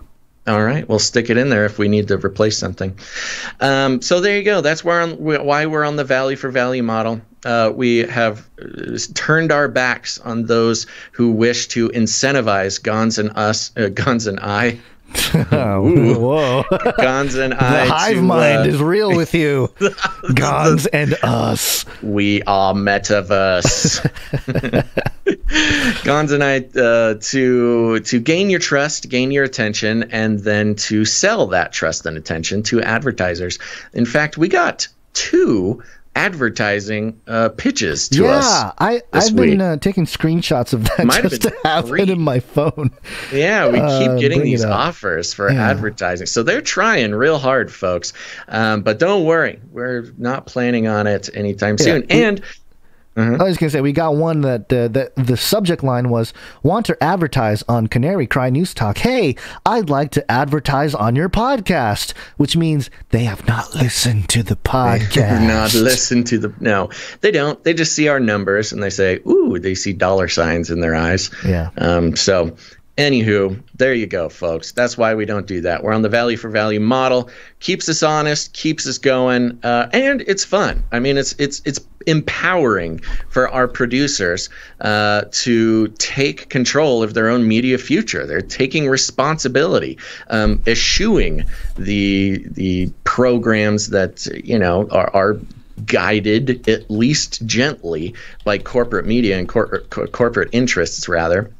And taking power. It's power to the people, man. That's what the value for value model is all about. Especially because we'll know exactly when to stop doing the show, Gonz, because when the producers stop producing, we'll just know people have had enough and it's time for us to go get a job. Yeah. But anywho, so there we go. That's the system, folks, and we highly recommend everybody try producing the show at least once. Not every listener has to produce every single show, but as long as some producers are producing some shows once in a while, then we can keep the show going. And that's why we like to thank them now. Are you ready to thank some producers, Gonz? I think so, yeah. I think so, too. Yes. Okay. Here we go. The first way to become a producer of the show is you can head over to patreon.com/CCNT. That's patreon.com/CCNT for Canary Cry News Talk. And we got a couple new producers over there. And we'll start out with thanking one of our upgrading producers, KB. Thank you, KB. It's a big upgrade, too. Appreciate it. Yes, great upgrade. Thank you, KB. And next, we have another upgrading producer, and that's Ebony F. Thank you, Ebony F. Appreciate it. Thank you. Yeah. And that's it for the Patreon producers. Thank you so much for continuing to support the show over there. But if you, dear listener, potential producer, do not like Patreon, that's okay. You don't have to use Patreon. That's why we have CanaryCry.Radio.com/support. CanaryCry.Radio.com/support. That's right. CanaryCry.Radio.com/support is a magical place where you can produce the show. There's many options there. If you're a cool crypto person, you can support the show with your cryptocurrency. You'll see a list of all our wallets there. Or if you want to come in via PayPal or something like that, you can become a monthly producer if you want to commit to keeping the show going. And we're so grateful for the monthly producers who keep the show going by helping to lay down a firm foundation for the show every month. We appreciate it very much. But if you don't like commitment, I get it. That's why you can support the show in a one-time amount, in any amount that you'd like. And Gonz, who do we have coming in over there?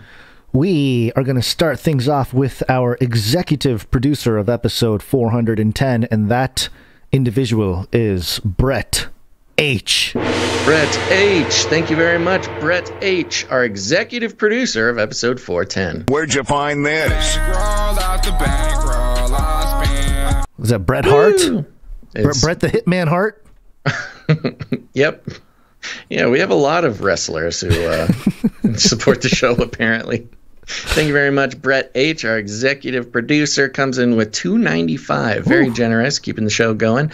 And I did not see a note from Brett, but we thank him very, very much. Thank you very much, Brett H. Next up, we have Emily. Oh, no, it's the associate executive producer of today's show, and that's Emily C. Thank you very much, Emily C. We have a couple of associate executive producers. One of them is Emily C. Let's hit that jingle. Ah.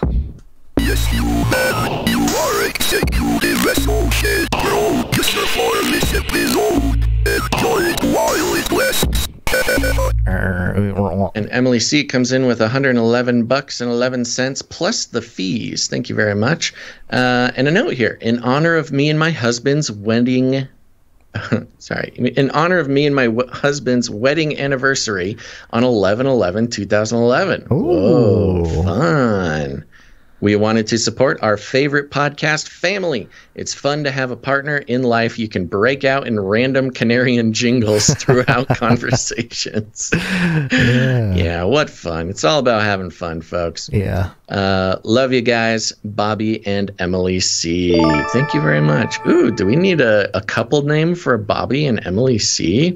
Sounds like it. Sounds... Bobby Lee. Bobby Lee? No, that sounds like Bobby Lee. Bemily? Emma Bob. Emma B. Willie Emily. Emma B is fun.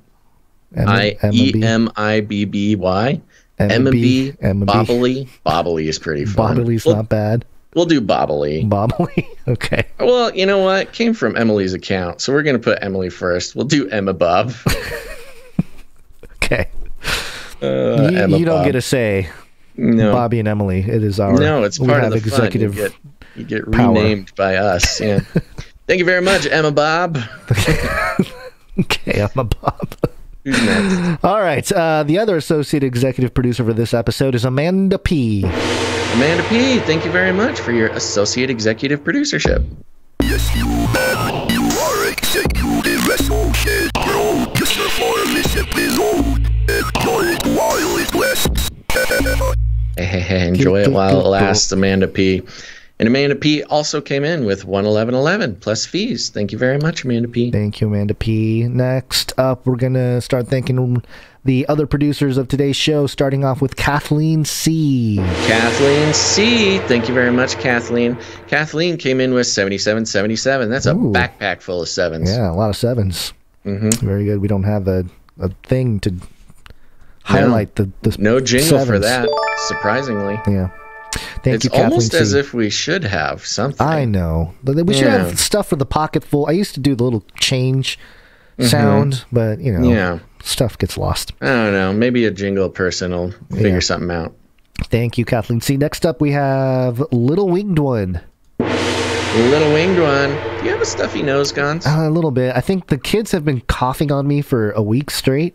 Yeah. So I sometimes my sinuses get a little plugged. So yeah. Yeah, is that what they call it nowadays? But what? What do you think? I'm doing something that I'm not supposed to do over here? Oh, I don't know. I'm just saying. I did get this brand new mirrored table. You got a mirrored table? No, I'm kidding. Oh. Okay. Anyways, thank you, producer. Are you saying that I have the Rona? Is that what you're implying? No, I'm just you have a cold, is what I'm saying. It's not sinuses. Not like I don't know. It doesn't matter. I have no idea what's going on with you, Gonz. I never have, and I never will. But true. This isn't about you. This is about it's not Little about me. Winged One. Little Winged One, yes. Thank you. Little Winged One comes in with a note here. Blessings, Canary fam. When these things begin to happen, look up. XO, Little Winged One. Thank you for your prayers. You're welcome. Amen. Thank you. Thank you very much, Little Winged One. Next up, we have Spears Desert. Spears Desert comes in with 3333, one of our Illuminati handlers for the day. Illuminatus! That's it. Thank you very much, Spears. Note. Thank you, Spears. I didn't see a note. Next up, we have Denise W. Denise W. also comes in with 3333. Oh. Illuminatus! I don't like it when stuff doesn't play when I hit play. Was Denise in last episode? I don't remember. That name sounds familiar. Hold on, I'm just doing a quick scan. Sure. As if she's on a streak. Nope, okay. Thank you very much, Denise. Thank you very much, Denise. Next up, we have Scott K. Scott K definitely was in last episode. He's on a streak. We're going streaking! Come on, everybody, we're going! 72 episodes in a row. Coming in with 3333, Illuminati handler. Illuminatus! And a note that says, Happy Friday, everyone. Keep up the great work, guys. God bless. Thank you very much, Scott K. Thank you, Scott K. Was it last episode where Scott K's wife came in? I can't remember. Yes. Yeah. Well, so I was in the next, I think it was Monday's show. But Okay. So he's back. He's back from the wilderness, all right, perhaps. Good. All right. Thank you very much, Scott K. Next up, we have Gail M. Gail M. Gail M's on a streak. Yeah, she's on a streak. Women rule! 49 episodes in a row, coming in with $23 and a note that says Psalm 23. God bless y'all. XXXX. Oh. Thank you very much, Gail M. Thank you, Gail M. Next up, you were going to say something? I was going to see if we should read Psalm 23. Okay. We can. Let me see if I can pull it up. You can bring it up real quick. Yep. Waiting for the internet. Loading up the Bible app, doodah. Loading up the Bible app, gonna read the word. Psalm 23. The Lord is my shepherd, I shall not want. He makes me lie down in green pastures. He leads me beside quiet waters. He restores my soul. He guides me in the paths of righteousness. For the sake of his name, even though I walk through the valley of the shadow of death, I will fear no evil. For you are with me. Your rod and your staff, they comfort me. You prepare the table before me in the presence of my enemies. You anoint my head with oil. My cup overflows. Surely goodness and mercy will follow me all the days of my life, and I will dwell in the house of the Lord forever. Amen. Thank you, Gail M. Thank you, Gail M. Next up, we have Heather Russ. Heather Russ is on a streak. Yeah, she's on a streak. Women rule! 25 episodes in a row, coming in with 1318 and a note. Happy Friday, yo! Keep up the good work while spending the good word. 1 John 3:18, Dear children, let us not love with words or speech, but with actions and in truth.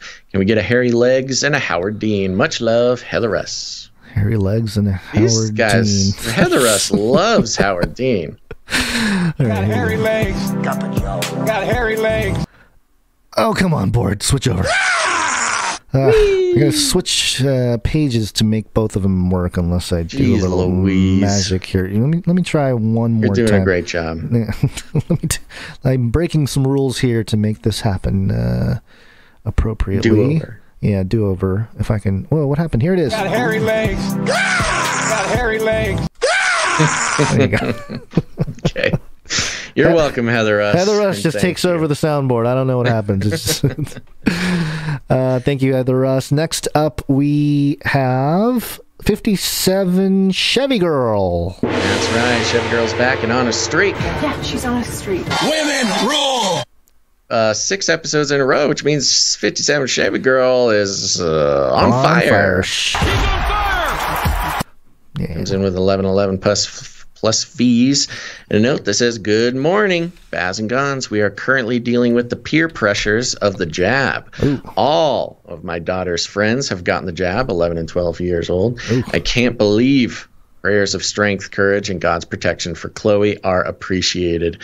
Art 57 Chevy Girl. Yeah, indeed. Let's hit up those producers. Producers. Producers, assemble!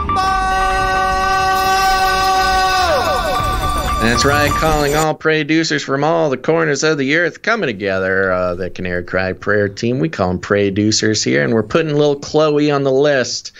The peer pressure, it's interesting. The adult peer pressure has been strong for a long time now as far as the vaccine is concerned, and now it's getting transferred down to the youngers, the little chillins. Where, of course, peer pressure is more vicious and cruel and much more effective as well. So stay strong, Chloe.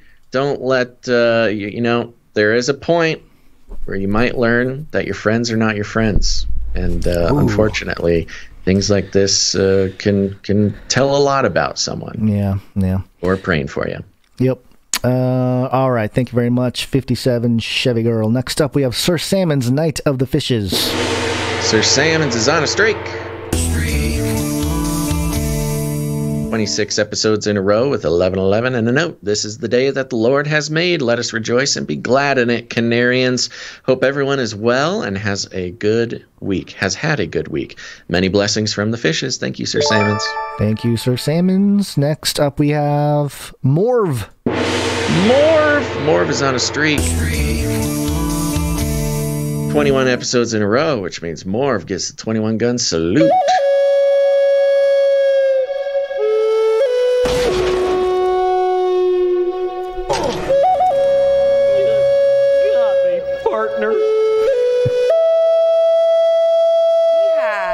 Yeehaw! Thank you very much, Morv. Comes in with 1111. Happy Friday, Canarians. Hope everyone has a great weekend. Yes, thank you, Morv. Thank you, Morv.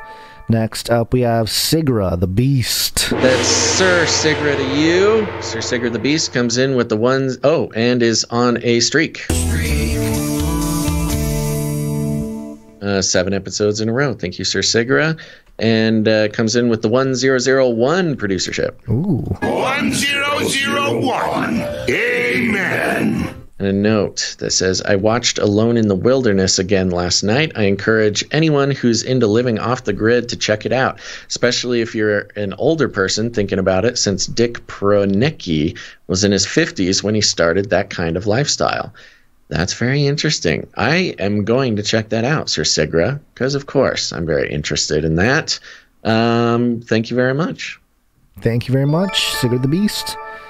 Next up, a unique jewelry boutique. I think it's unique jewelry boutique. I spelled it incorrectly. Yes, I was a little trying to figure out the correct name for this producer, but that was the name that I could get. So thank you very much. A unique jewelry boutique comes in and supports the show. Thank you. Thank you very much. Next up, Sir Casey, the Shield Knight. Sir Casey's on a streak. Is Sir... okay.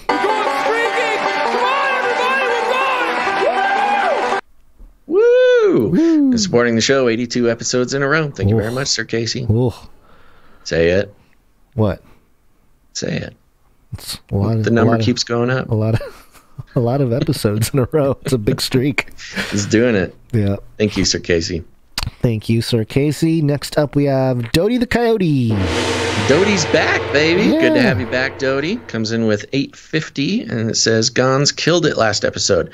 I think 850 is a pocket full of sevens plus fees, maybe in a state that has more fees or something. I don't know. Yeah, or he PayPal. just came in with 850, whatever it is. Thank you, Dodie. It says, Gonz killed it last episode, throwing a little shade under the microphone at the completion of the great work. LOL. 1-800-REAL-TALK. Keep up the great work. Dodie the Coyote.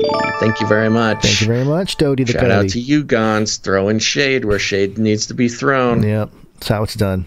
Mm-hmm. Under the microphone. Next up, we have JC. JC's on a streak.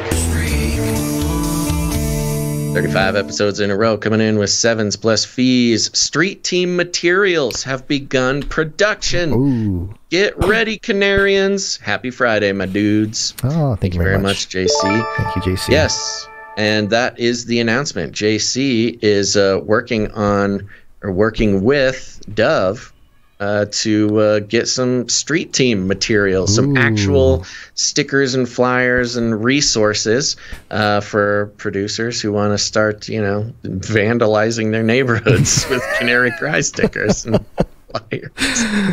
With not, your most obvious marketing promotional pieces, Yes, it's not very obvious what it is that's up there. Very clever yes. work by Dove. Yes, and so we'll be keeping everybody up to date on how they can get their hands on some stickers and things like that as we hear more from JC. Yep. And last before the cutoff is Jackie U. Jackie U is in the zone and on a streak. Yeah, she's on a streak. Women rule! Thank you very much. Jackie U comes in with sevens plus fees, which is very nice. Thank you very much, Jackie U. Are you checking? Okay, I'm just doing a real quick check. Make sure nobody came in at the last second that we need to fit in. Doesn't look like it. Okay. Here's some more producers. First of all, we got Andy K is back and on the streak. Thank you, Andy K. 3 episodes in a row. Which means... Sorry. We got off rhythm there for a second, folks. Andy K is heating up, baby. He's heating up. Thank you. Comes in with pocket full of threes and fees. Next, we have Green Mountaineer, who's on a streak. Also heating up, baby. He comes in with pocket full of fives plus fees. Thank you, Green Mountaineer. Green Mountaineer. Next up, we have Veronica D, who's on a streak. Yeah, she's on a streak. Women rule! 48 episodes in a row. Thank you, Veronica. Ooh, Next 48. is Shagan. Comes in with threes and fees and says, thank you. Oh, yeah, this is no names. Thank you very much, Shagan. Next up is Child of God on a streak. 17 episodes, threes and fees. Thank you. Next up, we have Doctor Who Dundat, who's on a streak. 20 episodes and threes and fees. Then we got Runk Smash, who's also on a streak. Came in a couple times. We'll have some microfiction from Runk Smash later. He's 34 episodes in a row. And last but not least, we got Ciara coming in a couple times, and she's on a streak. Yeah, she's on a streak. Women rule! Women rule. Thank you very much, Ciara. And that concludes our list of financial producers. Thank you guys so much for showing up and helping us keeping the show going. We could not do it without you, literally. Literally. Okay, that concludes the break, Gonz. All right. Let's wake on up and let me talk about this thing that just happened here. Yes, it's wake up time. Hey, y'all, wake up. Thank you for your patronage. Oh, sorry. Yeah. I'm gonna put that on the. I'm gonna build it into the into our thing so we never miss it again. Shut up and take my money. Thank you for your patronage. Thank you for your patronage. Thank you. Thank you. Thank you for your patronage. There we go. All right, what's breaking, Gonz? I'm on the edge of my seat. Yes, it's wake-up time. Hey, yo, wake up. All right, so couldn't think of a category here. Other than, well, there's a couple different categories going on. This is KRQE.com. Man who went to space with Shatner dies in plane crash. Yes, I did see that. Yeah, a man who traveled to space with William Shatner last month was killed along with another person when the small plane they were in crashed in a wooded area of northern New Jersey, according to state police. The one-time space tourist Glenn M. DeVry, 49, of New York City, and Thomas P. Fisher, 54, of Hopatong, were aboard the single-engine Cessna 172 that went down Thursday. Doesn't it seem like Cessnas go down a lot with a lot of these folks? Is it just because especially if someone saw something they weren't supposed to see? Yeah, and so here's the deal. I mean, there's it goes through the story here, but what was interesting, DeVry also served on the board of Carnegie Mellon University, which is okay. He seems like he's kind of in the crowd or in the elite circles. DeVry co-founded Medidata Solutions, a software company specializing in clinical research, and was the vice chair of life sciences and healthcare at Dassault Systems, which acquired Medidata in 2019. He had taken part in an auction for a seat on the first flight and bought a seat in the second trip. So Medidata, I recognize that name from the last week or two. Or maybe a month, or I guess, maybe October. I found this article from Business Wire that was mirrored off Yahoo Finance. Medidata launches groundbreaking sensor cloud network to connect digital health innovators. And it has the Medidata logo here. Medidata's new network connects top innovators for data sharing, self-service sensor integration, digital biomarker development / discovery, and collaboration. Cutting-edge tools, technology, and training enable discovery and delivery of third-party algorithms at scale. And I don't know, man. A guy who's basically running one of the biggest medical data management systems, who also went to space, less than a month ago, happens to die in a plane crash. I don't know, man. Small plane crashes are always suspicious. It's very suspicious. So anyway, there's not much to it other than just the strangeness of and the unfortunate loss of life here, but also I don't know. It's sus, as the kids say these days. Sussy, man. Sussy. So, there you go. I threw it in because it was, we talked about William Shatner recently and how he stared at death. And I don't know. It's very interesting. I mean, it's always sussy, and especially somebody of that level.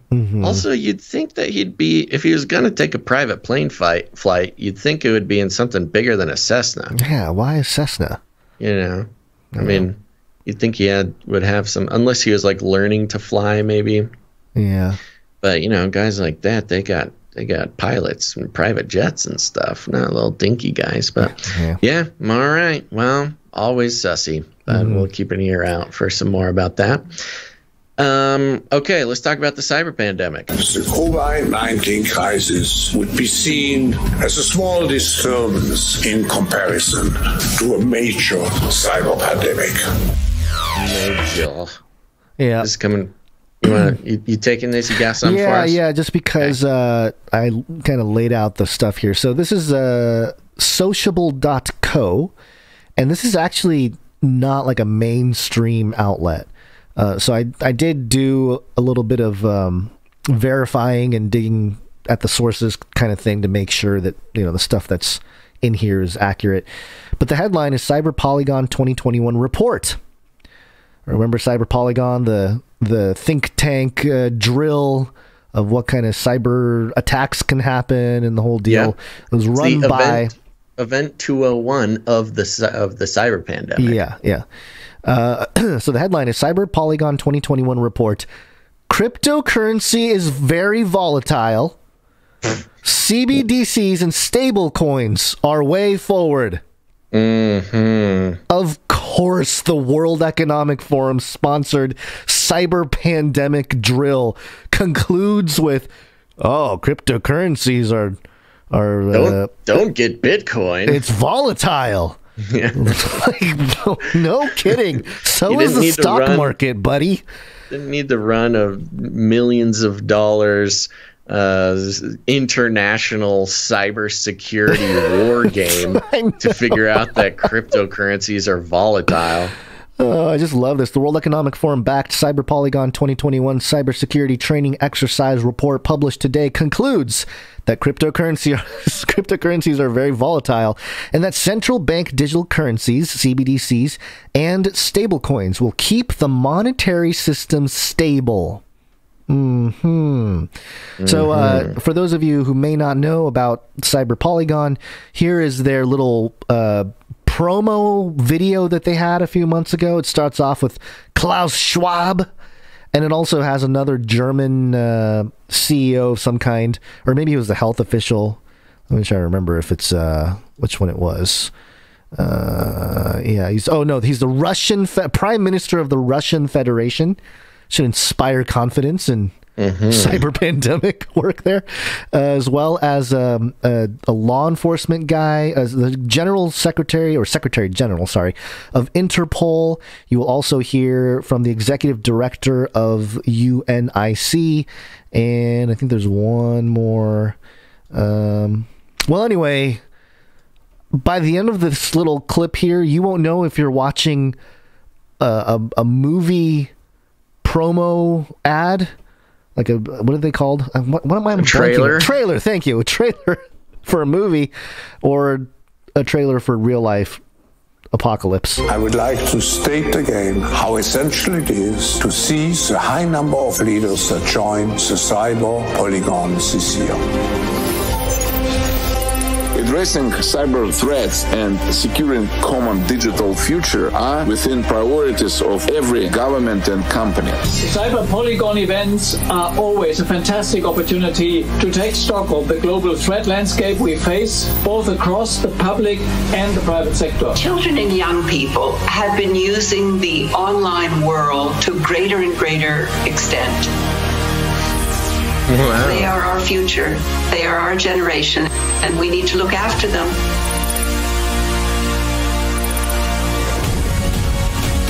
Whoa! Cyber Polygon. So the epic. Music is incredible. Like I said, are you pumped for Cyber Polygon? It's like the new Avengers movie coming out or something. I know, it's so epic, the music. Okay, so basically you go to the cyberpolygon.com website. They have a results PDF that you can download, take a look for yourself. But the thing that was interesting, and by the way, a lot of the imagery being very, I don't know, questionable in terms of, the look and everything. But the one thing that I thought was hilarious here, it mentions, today talks about the stability of coins or the economy. Digital currencies promote the development of the financial industry, but need regulation to ensure its stability. Today, customers of payment systems can already use digital currencies, and some states are authorizing this type of money as legal means of payment. For instance, in June 2021, the Congress of El Salvador officially legalized Bitcoin as acceptable currency. Electronic money falls into three main categories. Okay, so this is Cyber Polygon, the World Economic Forum, basically saying, or creating the guidelines, the rails of how the economic system ought to work. So there's three main categories of electronic money: central bank digital currencies, CBDC, stable coins, and cryptocurrencies.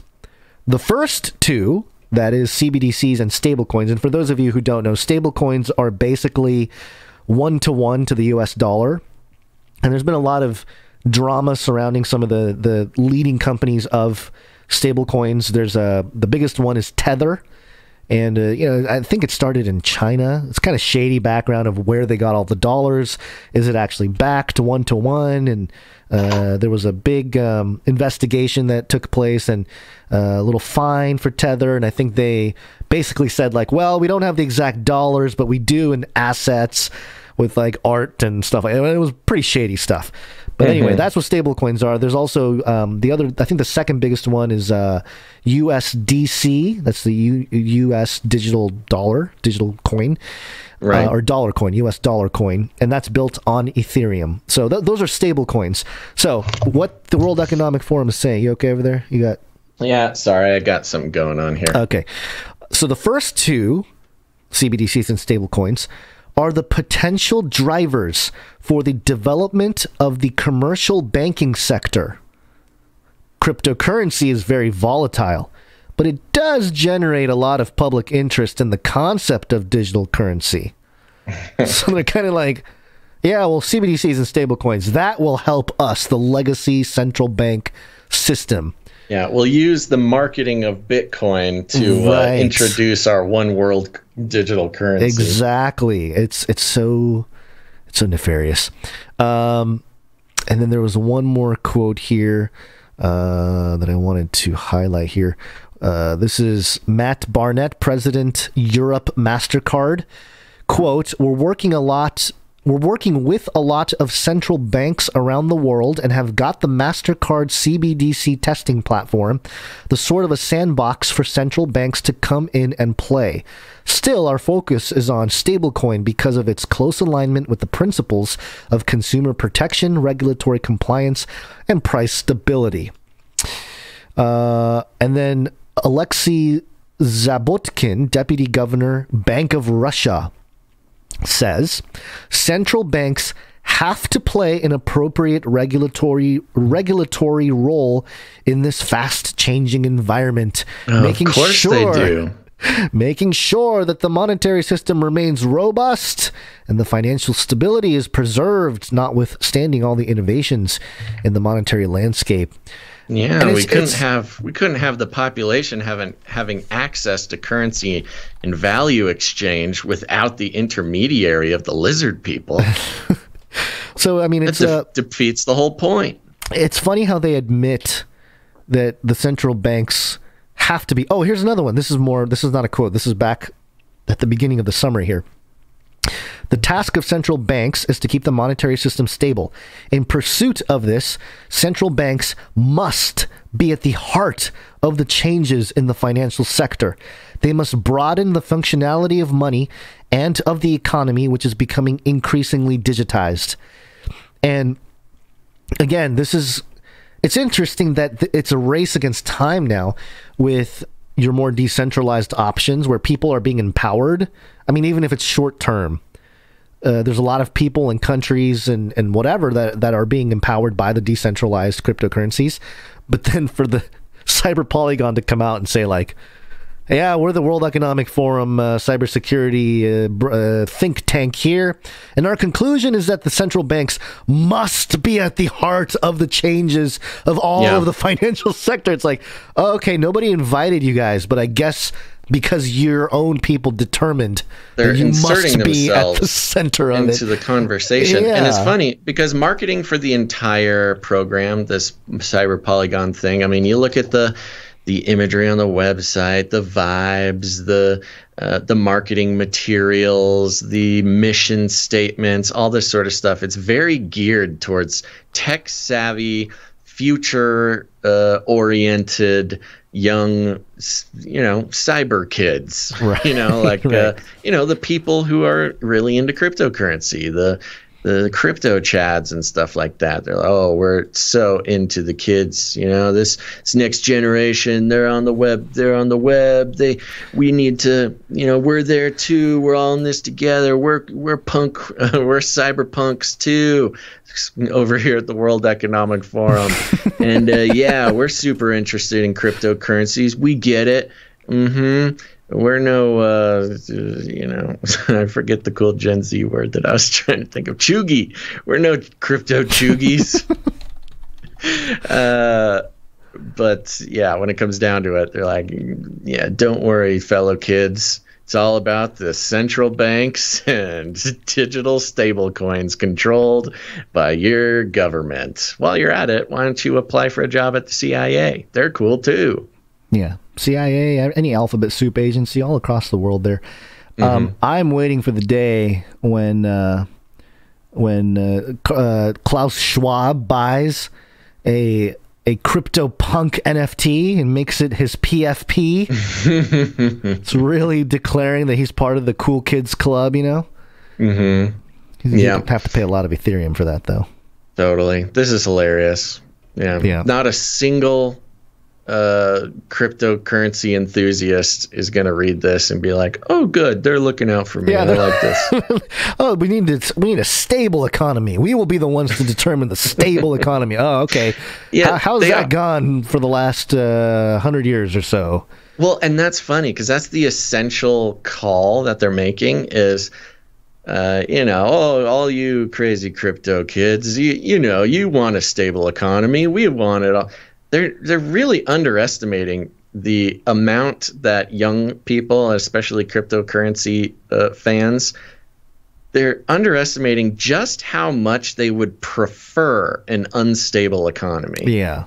It's this sort of old world establishment thinking that like a stable economy is the goal. I'm obviously not suggesting that an unstable economy is like better for individuals and families and stuff like that. I'm just saying the people who are into cryptocurrency do not care one bit about a stable global establishment lizard person economy. Especially the traders and stuff, they got into crypto because of the volatility. Yeah, not because it's stable. A stable economy only empowers the currently entrenched power structures. Yeah. I mean, is the one thing they're sort of missing here, that they don't think they're underestimating people's understanding of that. And the fact that an entire generation would rather that established corporate and economic global power structures burn to the ground before getting, reconstructing some sort of new world order. Yeah. All right. All good? Anything else? Yeah, well, I was going to mention that part of at the end of that trailer, there's a robot handing some balloons to a little girl. And to me, it just, I don't know, I guess it's... Why? I guess it's all part of interpretation, but very disturbing. The robots are your friends. We are your friends. We can't help myself. So anyway, yeah. Chinese news. China. Welcome to Chinese News! Our top news! Woo! Okay. We're checking in over here on breakingdefense.com. This is a military-focused news website. And it goes like this. The headline, China invests in artificial intelligence to counter U.S. joint warfighting concept. It says records. While there is an ongoing lively debate about who's ahead in the artificial intelligence race, it's clear that both the U.S. and China, in addition to militaries the world over, see the critical advantage the technology could provide in the event of a conflict. In the op-ed below, Georgetown researcher Ryan Fedushik explains what he and his colleagues discovered about China's AI push through public records, and now it might reveal... And how it might reveal a couple strategic weaknesses. For the first time on record earlier this year, an artificial intelligence system reportedly beat one of the People's Liberation Army's top fighter pilots in a simulated dogfight. Chinese state media hailed the achievement as a watershed moment in the country's military modernization, but almost as significant as the event itself was the fact that it came just months after the U.S. military had achieved the same milestone. For years, experts have written of China's plan to wield AI for battlefield advantage. I think they're talking about us, Gonz, but cited U.S. advantages in hardware and workforce development as enduring sources of U.S. strengths. As tensions mount between the U.S. and China, and some experts warn of an impending crisis over Taiwan, U.S. policymakers and defense planners should understand the kinds of AI systems already available to the Chinese military and take steps to defend the United States' edge. In a new report for Georgetown University's Center for Security and Emerging Technology, CSET, my co-authors and I sifted through 21,000 equipment contracts published by PLA units and state-owned defense companies in 2020. Nearly 350 records in our data set were related to AI systems and equipment, providing an extraordinarily detailed, entirely open source view of China's efforts to build an intelligentized force. As the AI foundation of the PLA's mission to become a world-class military capable of rivaling the United States, first unveiled in 2017, Beijing's new generation AI development plan established China's goals to become the world leader in AI by 2030. And it is clear, yeah, get our 2030 there, also their peak oil usage plan. And it is clear that this objective extends to military affairs.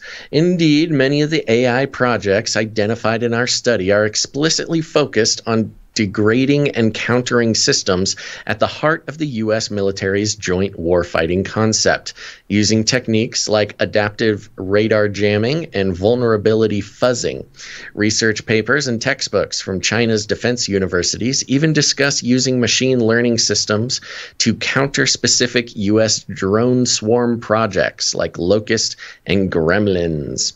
What's more, the PLA, that's the People's Liberation Army, by the way, is backing up its ambitious AI development goals with significant investments. Despite the several $100 billion difference in the top-line budgets of the U.S. and Chinese militaries, we estimate that both countries are investing about the same amount in AI for military use. In the low billions of dollars each year between April and December 2020, more than 1 in 20 public contracts awarded by the PLA's main service branches were related to AI or intelligent equipment. These projects include all manner of autonomous vehicles, surveillance systems, training simulators, and battlefield decision support software. In particular, the PLA is investing in AI capabilities meant to jam, blind, and hack the C4ISR systems that bind U.S. assets together. Dozens of the Chinese military contracts in our study are for AI systems.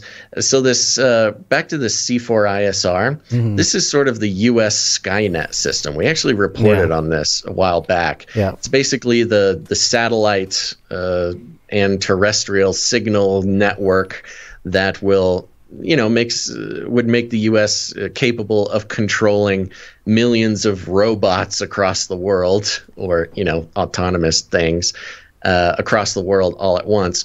And they just say right here, China is investing in abilities to hack Skynet. Basically hack it. Yeah. And to watch it. Dozens of the Chinese military contracts in our study are for AI systems used in cognitive electronic warfare. Ooh. What is that? Is that brain-machine interfacing? Why don't you click on that link, see if it's worth going into. Throughout 2020, PLA units and state-backed research institutions also awarded contracts for microwave reconnaissance jamming drones and electromagnetic weapon payloads that can be attached to swarms of small unmanned aerial vehicles and flown into enemy airspace. One textbook assigned to Chinese electronic warfare operators likens the U.S. military's battlefield information networks to the human nervous system. Quote, once the tendons and veins or blood vessels are cut off, people will be paralyzed or even killed. Yikes. Moreover, the PLA Navy hopes that AI will compensate for its long-standing disadvantages in undersea warfare. Since 2015, Chinese research institutes have initiated hundreds of autonomous undersea vehicle research programs and have made steady progress in foundational technologies like battery life and deep-sea communications. In a potential crisis over Taiwan, AI-based systems could extend the PLA Navy's undersea reconnaissance operations well beyond the first island chain, and cheap autonomous platforms could prove useful for mine laying or anti-submarine warfare. Let me do a quick scan. Okay, we're coming towards the end here. Was there something you wanted to focus in on? No, not specifically. I just thought it would be a good update on what China's doing with AI, and then, revealing what we have going on in this country here. And yeah, the article, not terribly interesting. It did take me down a little bit of a rabbit trail. Another link here that took me to Breaking Defense. Download, disconnect, fire, why grunts need Jedi Cloud. There's a thing called Jedi Cloud Computing Program. Yeah, where they basically gather data, and it's like the whole idea is we need better hardware to be able to deploy this, where much like a submarine pops up and scopes out stuff and then goes back underwater, they're saying we need a system where you pop into the cloud, you get all your data, and then you pop out, and you disappear. And very metaversey. They need the right kind of hardware in order to do that. So that's the Jedi Cloud capability, spelled J-E-D-I, by the way. So yeah, that's interesting. Yeah, well, I don't know, just a side note, but definitely keeping track of all the military developments that are public here. Yeah, and the article continues with more of this kind of stuff. Ends with a pitch. Hey, U.S., spend more money on AI. You must do it. While U.S. leaders should not dismiss the Chinese military's progress in AI, there are clear vulnerabilities in its blueprint for intelligence-ized warfare. By striking an appropriate balance between promoting innovation at home and preventing the leakage of U.S. technologies abroad, the United States can keep its edge in military AI. Yay, keep the edge. We'll have the edge. It's quite Machiavellian how the AI and warfare conversation has been going amongst the international community. Because on one hand, you have all these countries coming together at the UN and making these proclamations, even individually as nations, saying, oh, AI and warfare is the most inhumane, horrible thing, and it's going to kill us all. This is literally Skynet and the Terminator rolled up into some dystopian future. So we're going to be very careful. Then on the other hand, just everybody spending tons of money to make the deadliest robots more available. Yeah, well, once the war breaks out, they can unleash the robot army from every nation, and then we'll just watch, I guess. Yeah, there we go. Yeah. Okay. What's next? There's one more news from China here. This is back to RT, Russian propaganda. And the headline here is China's new military toy might dominate the Pacific, analysts warn. Construction of Beijing's super carrier is nearing completion, U.S. experts have said. The latest satellite images from a shipyard in Shanghai show the vessel equipped with high-tech technology. High-tech technology. To launch aircraft from the water. The world's largest naval force, the People's Liberation Army Navy, plan might soon be reinforced with a new aircraft carrier. A huge vessel, which is more than 1,000 feet, over 300 meters long, will add to China's two seagoing air bases, commonly known as the Type 003, and yet to receive a formal name. It is believed it will help Beijing exercise control over the Pacific.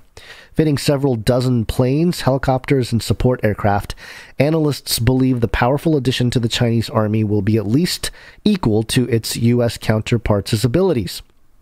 Final touches are being made to the supercarrier at the Jiangnan shipyard on the Yangtze River, the American Center for Strategic and International Studies revealed this week. Quote, based on available information and observed progress at Jiangnan, the authors estimate that the Type 003 will launch in roughly 3 to 6 months. And its report said, It's got a little picture of it there. The U.S. analysts explained that they had received the latest satellite imagery of the Chinese construction site from a commercial firm. According to the high-quality photographs, steady progress has been made on the carrier's construction throughout the year, with its main external component now nearly complete. 2 large openings in the deck were recently sealed shut, meaning engines had been inserted in the hull. The flight deck, designed to operate heavier aircraft than China's older carriers, is already fitted with the control tower island, with radars and elevators expected to be added soon. Moreover, the Type 003 might be equipped with a new launch system similar to the ones developed for the U.S. Navy carriers, the report suggested. The advanced aircraft carrier was commissioned by the government in late 2019 and is expected to enter service by 2024, according to the Pentagon's estimates. In its 2021, just in time. Yeah. Just in time for Trump to get back in office. Yeah. I know. In its 2021 annual report to Congress on China's military developments, the U.S. Department of Defense acknowledged Beijing's growing capabilities, saying China's Navy, quote, is an increasingly modern and flexible force that is focused on replacing its previous generations of platforms that had limited capabilities in favor of larger, modern multi-role combatants. At the moment, the Chinese Navy has an overall battle force of approximately 355 ships and submarines, according to the U.S. military. The National Air Force has some 2,250 combat aircraft, including strategic bombers and fighters. So don't worry, we're still number one. But China matching the U.S., I guess, in, the Pacific, in terms of a carrier. Well, I mean, carriers being what changed the very nature of naval warfare in the mid-20th century. So, next level carriers are sort of seen as the cool thing to do. Yeah. All right. Well, there you go. Watch out, Pacific. Gonna have a lot of robots flying around. I was going to say, sure this carrier is equipped with drone swarm launchers and all sorts of fun stuff. Like a force field of drones that constantly creates a bubble. Mm-hmm. A 1 mile bubble around the thing. It was just based on their AI development, along with the military development, and this is, we always point this out. It's always something we say, but it's important to mention, especially when it's a story day like this for China. If they're telling this to us in the public, rest assured that they are much further along. Right. In terms of the actual development of the technology. So keeping that in mind. Okay. Well, we'll keep an eye on it. Okay. Should we take a look at some art? It's break time. Come on, take a break. Let's do it. We're going to start off by, before we look at the art, let me thank all the producers that came in with their treasure. We appreciate all of you. We also have producers come in with their time and talent. And if I'm not mistaken, did I not get a timestamps thing last episode? I'm trying to look.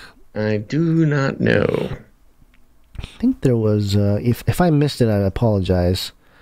But, I don't think we got timestamps for episode 409, which is okay.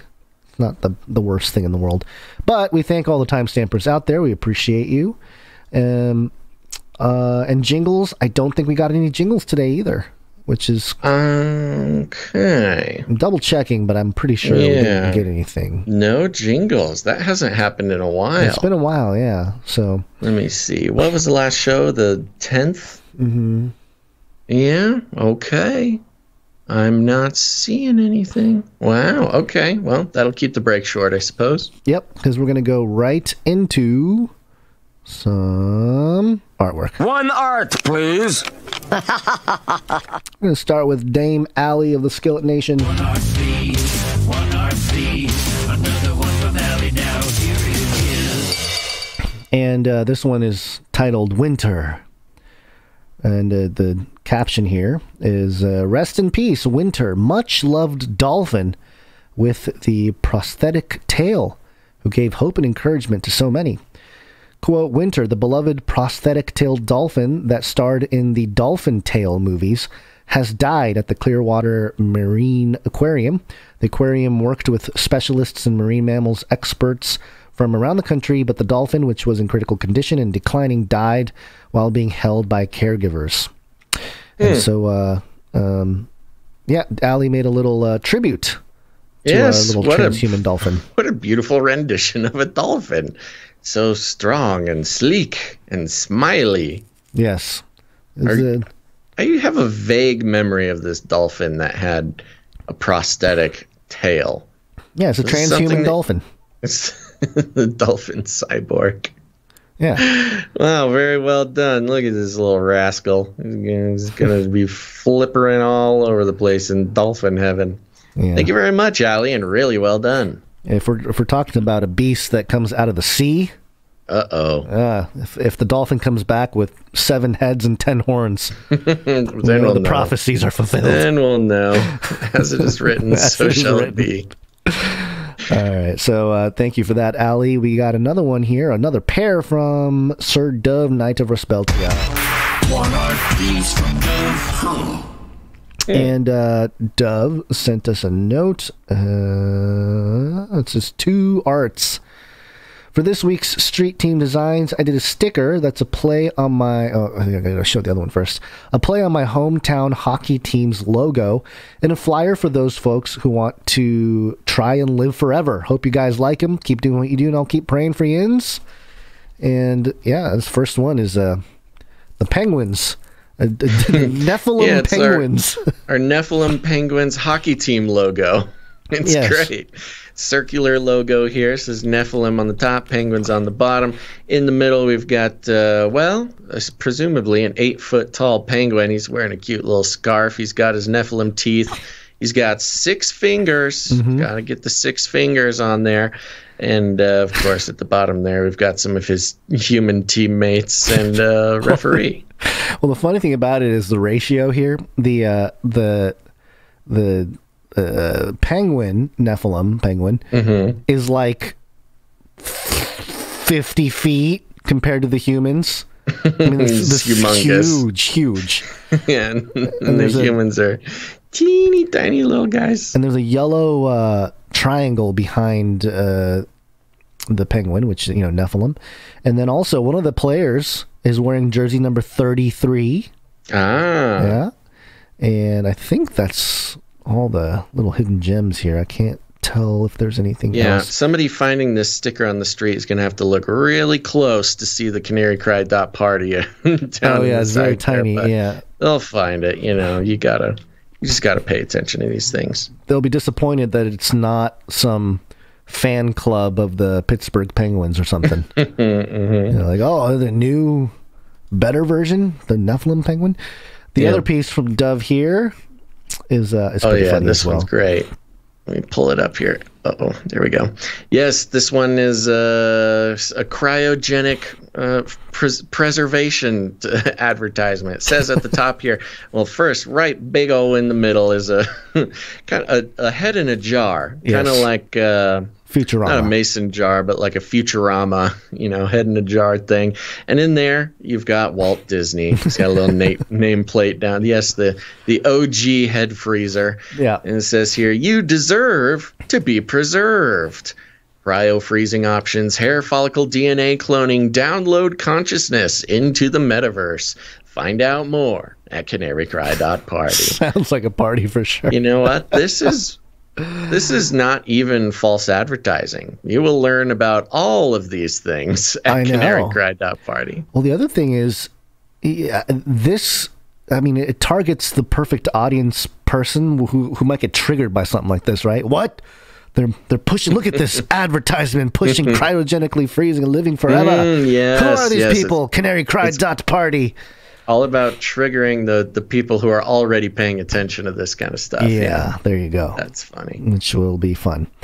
Well done, Dove. Thank you very much. Thank you very much, Dove. We also have the last piece for this week's graphic fiction novel. And that is from Ryan. Graphic fiction novel.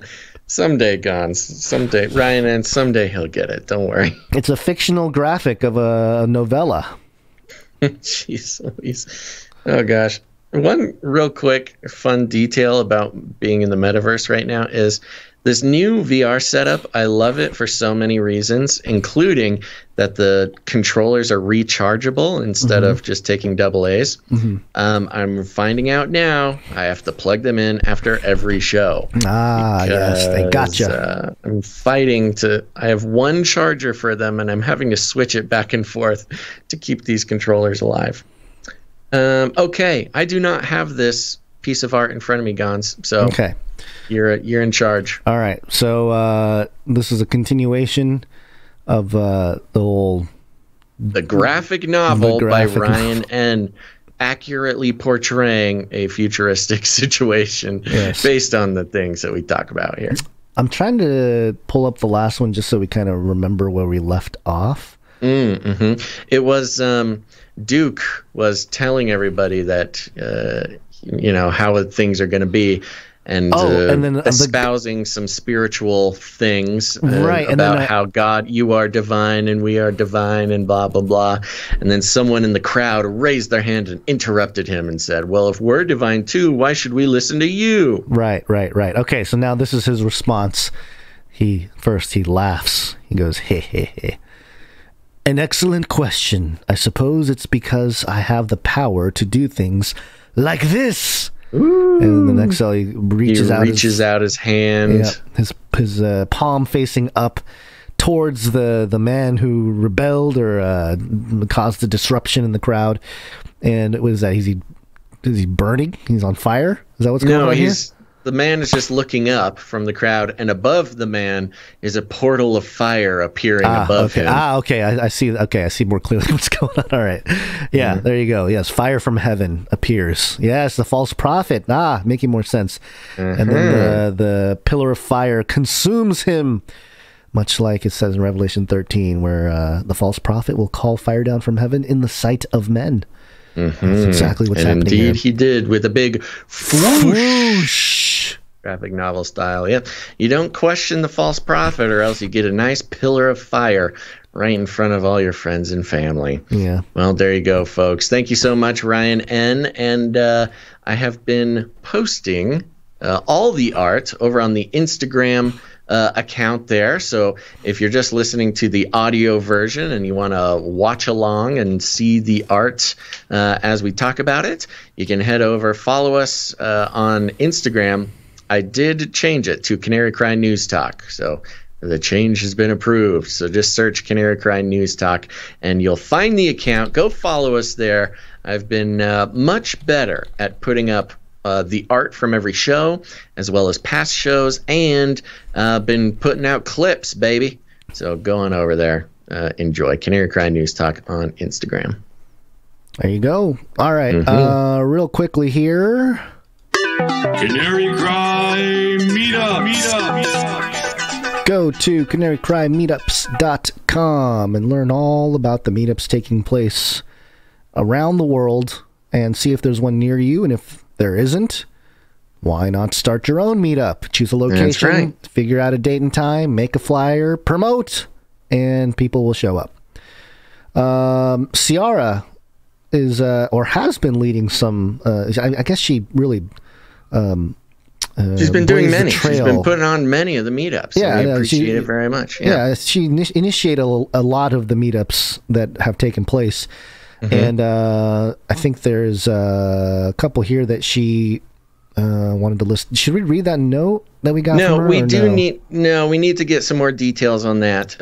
Got to email Ciara back. Yes, but I think we're still doing the Washington one. So okay, so.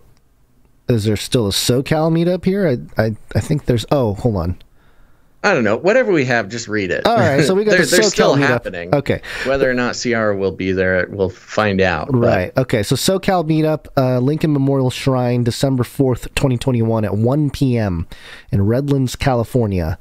And then there's the Washington and Canada meetup on March 19th of 2022 at the Peace Arch National Park. And those are the two that we... know are still taking place, and then we'll find out more from Ciara here, what's going to happen there. But I think everything's going to happen. There's other people taking them over. Okay. Yeah, well, when we find out who's taking over. Yeah, she's done a great job getting the meetups going all around the world, and now there's time to hand some of them off to some locals. I don't know how she's done it, but she's been basically traveling the country, perhaps the world, constantly for the entire pandemic, putting on meetups. She's almost like a little meetup church planter. Yeah, going around. So there you go. If you've been to a CR meetup, there might be an opportunity for you to sort of take the mantle for your area there. But there's plenty of meetups, even from all over the place. That's kind of the fun thing. No matter where you are in the country or the world, there are definitely Canarians in your area or within driving distance who want to meet up in person. And all it takes is for one of them to say, hey, let's do it. And then you will be surprised how many Canarians show up to your meetup. Yep. So just run down the list. What are the meetups? All right. So we also have one November 27th EU meetup. Mr. Jag at protonmail.com is your RSVP. It's happening at the Vienna Christmas Market. And hopefully there are some people over there in the EU to hang out with. We also have Baton Rouge, Louisiana, December 20th. 2021, and that's it's going to happen December 20th at 6:30 p.m. at Tsunami Sushi on the roof of the Shaw Arts Center downtown. Sounds very specific. Baton Rouge, CCMU, December 20th, 6:30 p.m. Contact Josiah B. Dyer at gmail.com. And then January 8th, North Idaho. This is Meetup Part 2. And that'll happen on Saturday, January 8th, 2022. It'll be a late Christmas, complete with white elephant gift giving. Location yet to be determined for that one. Actually, was that the one there was... Hold on, let me just check real quick. Nope, that's it. Okay, so we're all caught up there. And then Florida meetup, January 22nd, 2022. I thought I fixed the flyer on this one. Let me just refresh real quick, make sure. Okay, yep. Much clearer photo or flyer for this event, the Florida meetup, January 22nd, 2022, at 5:33 p.m. at the Ye Old Brothers Brewery. RSVP kmbrown815 at gmail.com and jackie.umphrey@mail.com. At mail.com. There you go. So that's all the meetups that are planned at the moment. Definitely go to CanaryCry.Meetups.com to learn more. Yeah, go check it out, CanaryCry.Meetups.com. You got a list of all the current meetups set up. They're a blast. We always hear from the groups, and everybody's very grateful to have the opportunity to meet some people, some like-minded people in person. And it's a good way to meet, people in your area who are on the level. You got to do it. And if you go to CanaryCry.Meetups.com, make sure to RSVP. There's contact information for all the meetups. And if there's not one near you, just start one yourself. It's easy. Pick a place, pick a time, tell us about it, and we'll put it out on the show. If you build it, they will come, folks. All right. That's great. See you at the meetup. This is fun!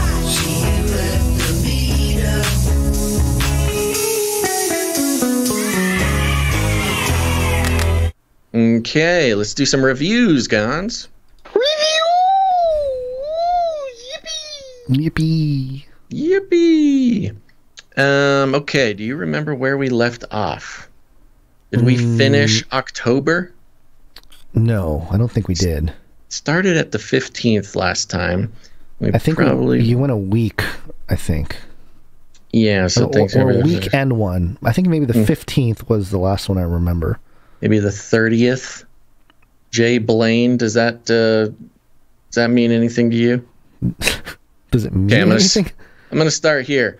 Okay. These reviews come in on Apple Podcasts, and it's a super important part of activating the algorithms to go out and show the show to people who haven't seen it before or heard it before.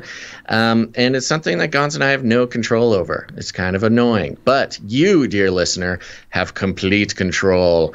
When we get somewhere around 5 or more ratings and reviews every week, it pumps those algorithms into warp speed and goes out and shares the show with people who have similar interests. Plenty of people have found the show based on these algorithms, sharing it to them because of these reviews. So, everybody, all listeners should eventually leave a rating and a review. If you haven't done it yet, maybe today's the day. It's super easy to do. I'll tell you how to do it in a second. But first, I want to read some of them because I am honor bound to read them word for word and thank them on the air because it really means a lot to us. First of all, I'm going to start out with Jay Blaine in the U.S., 5 stars, says, long overdue review. This is the best news analysis show out there that I've found. I've long recommended the show to several friends who've recently come around to being regular listeners, and I couldn't be happier. Us too. Thank you for that, Jay. My friends and I now have more educated, enlightened, and in-depth conversations about the issues we mutually find most important, yet are most overlooked and uninvestigated by the mainstream narrative. I truly believe your mission of speaking the truth is divinely inspired. Stop being so good, or I will be forced to become a producer. Oh no, please don't. Oh no. God bless you, your families, and everyone in the community you have created. Thank you. Well, thank you, Jay Blaine. Thank you, Jay Blaine. Very sweet. Wonderful, wonderful. Next, we have I'm Jill's husband from Gonz, from Romania. Whoa. Jill's husband in Romania. Wow. Leaving a review. 5 stars from Romania. I don't even remember when I started listening to you first, but I think it was way before 2012. Well, it couldn't have been too far before 2012. I was listening to Chris White, and from him I found you. You guys are great.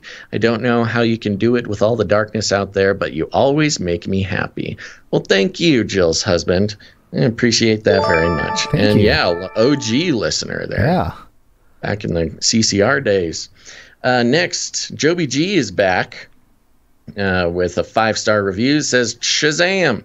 Transform your normal day into an info-infused super day by just listening to this podcast. Start planning your transhuman path with the latest news on becoming a hybrid.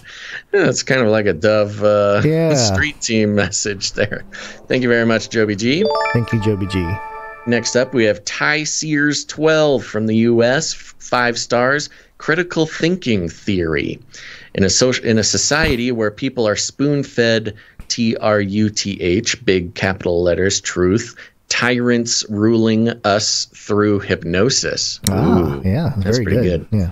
Via mainstream and social media and take headlines at face value, we as human species are losing our ability to think for ourselves. Schools, governments, and other institutions are becoming more focused on teaching critical race theory and other propaganda rather than cultivating and encouraging the skill of critical thinking. However, Basil and Gonz won't be fooled by the TRUTH, and they don't want you to be either. By applying their very own sharpened and witty critical thinking skills and utilizing the Bible, the ultimate source of truth, as their foundation, these two work very hard to provide a comical yet refreshing and insightful perspective into all current events.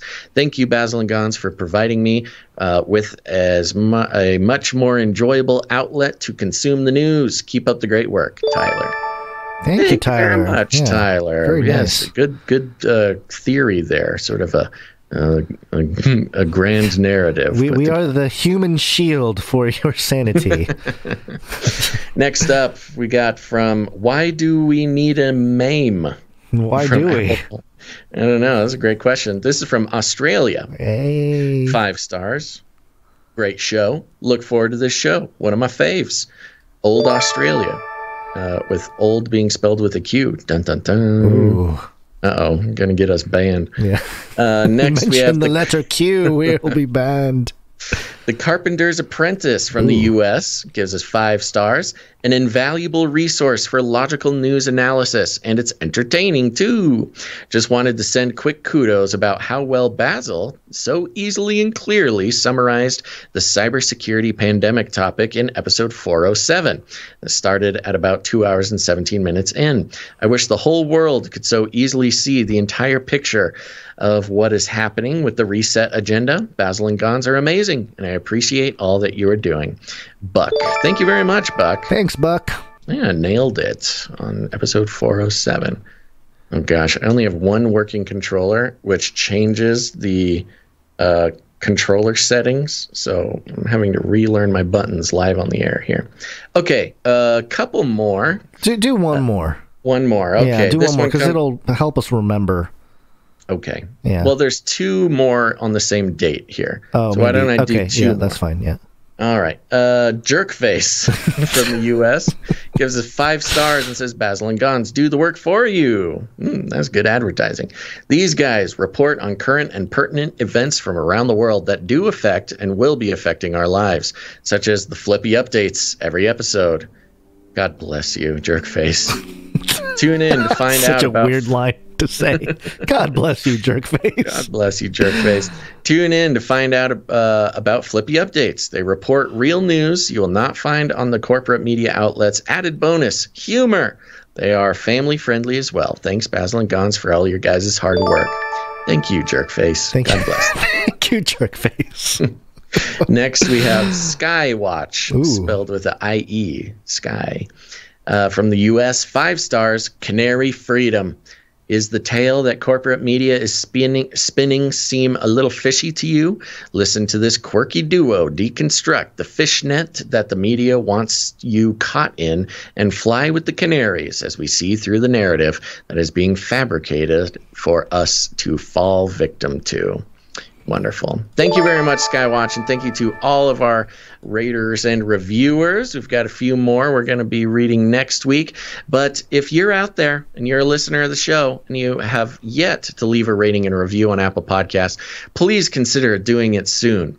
It really makes a huge difference on how and how many people find the show out of nowhere. If you're looking for a way to help out the show and financially or artistically or something isn't in the cards for you, this is a great way to help us out. You can leave a rating and a review on Apple Podcasts. If you have any Apple device, whether it's a computer, a tablet, a phone, whatever, search your phone for Apple Podcasts. It's a little purple icon. Click on that, search for Canary Cry News Talk, subscribe, and then leave a rating and a review. And let's kick those algorithms into high speed, baby. I'll be reading them next Friday as well. So don't wait. It takes a few days for the reviews to go through the system. So, do it now. It takes 2 minutes. Do it while you're listening to the show on your phone. Okay, that's it, Gonz. All right. Yeah, I appreciate all the reviews. Those are a lot of fun. Okay, lastly. Yep.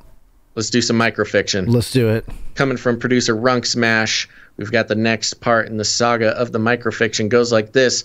Basil, Gonz, and NFG watch as the Mega Basils battle. We've got it looks like 3 pairs of Basil and Gonz have confluenced in the time stream. I wonder how Runk Smash, does he have like a pin board or something? He's trying to keep track of all the different timelines. I like to imagine he has a giant whiteboard with our madness. Whereabouts, our tracking the travels. timeline, storyline. Okay, Basil, Gonz, and NFG watch as the Mega Basils battle. The city is in ruins as finally one is victorious. Limping, he goes to his maker. The original Basil leaves the collective. Did I save you? He asks, falling at Gonz's feet. Battery exhausted. Oh, that moment when one of your favorite characters fights for his life and falls lifeless after saving the day. Oh, this is getting me right in the heartbone. There's an epilogue. It came in twice. This is epilogue. At some point in the past, a familiar robotic father pats the shoulder of a young man. Now, son, if you ever time travel, it's inevitable. You're going to have to go back and kill your past self. So just be grateful for the seconds you have. Wow. Life lessons from Daddy Basil. Well, we did get a note from Runk Smash, and he said that this wraps up this storyline.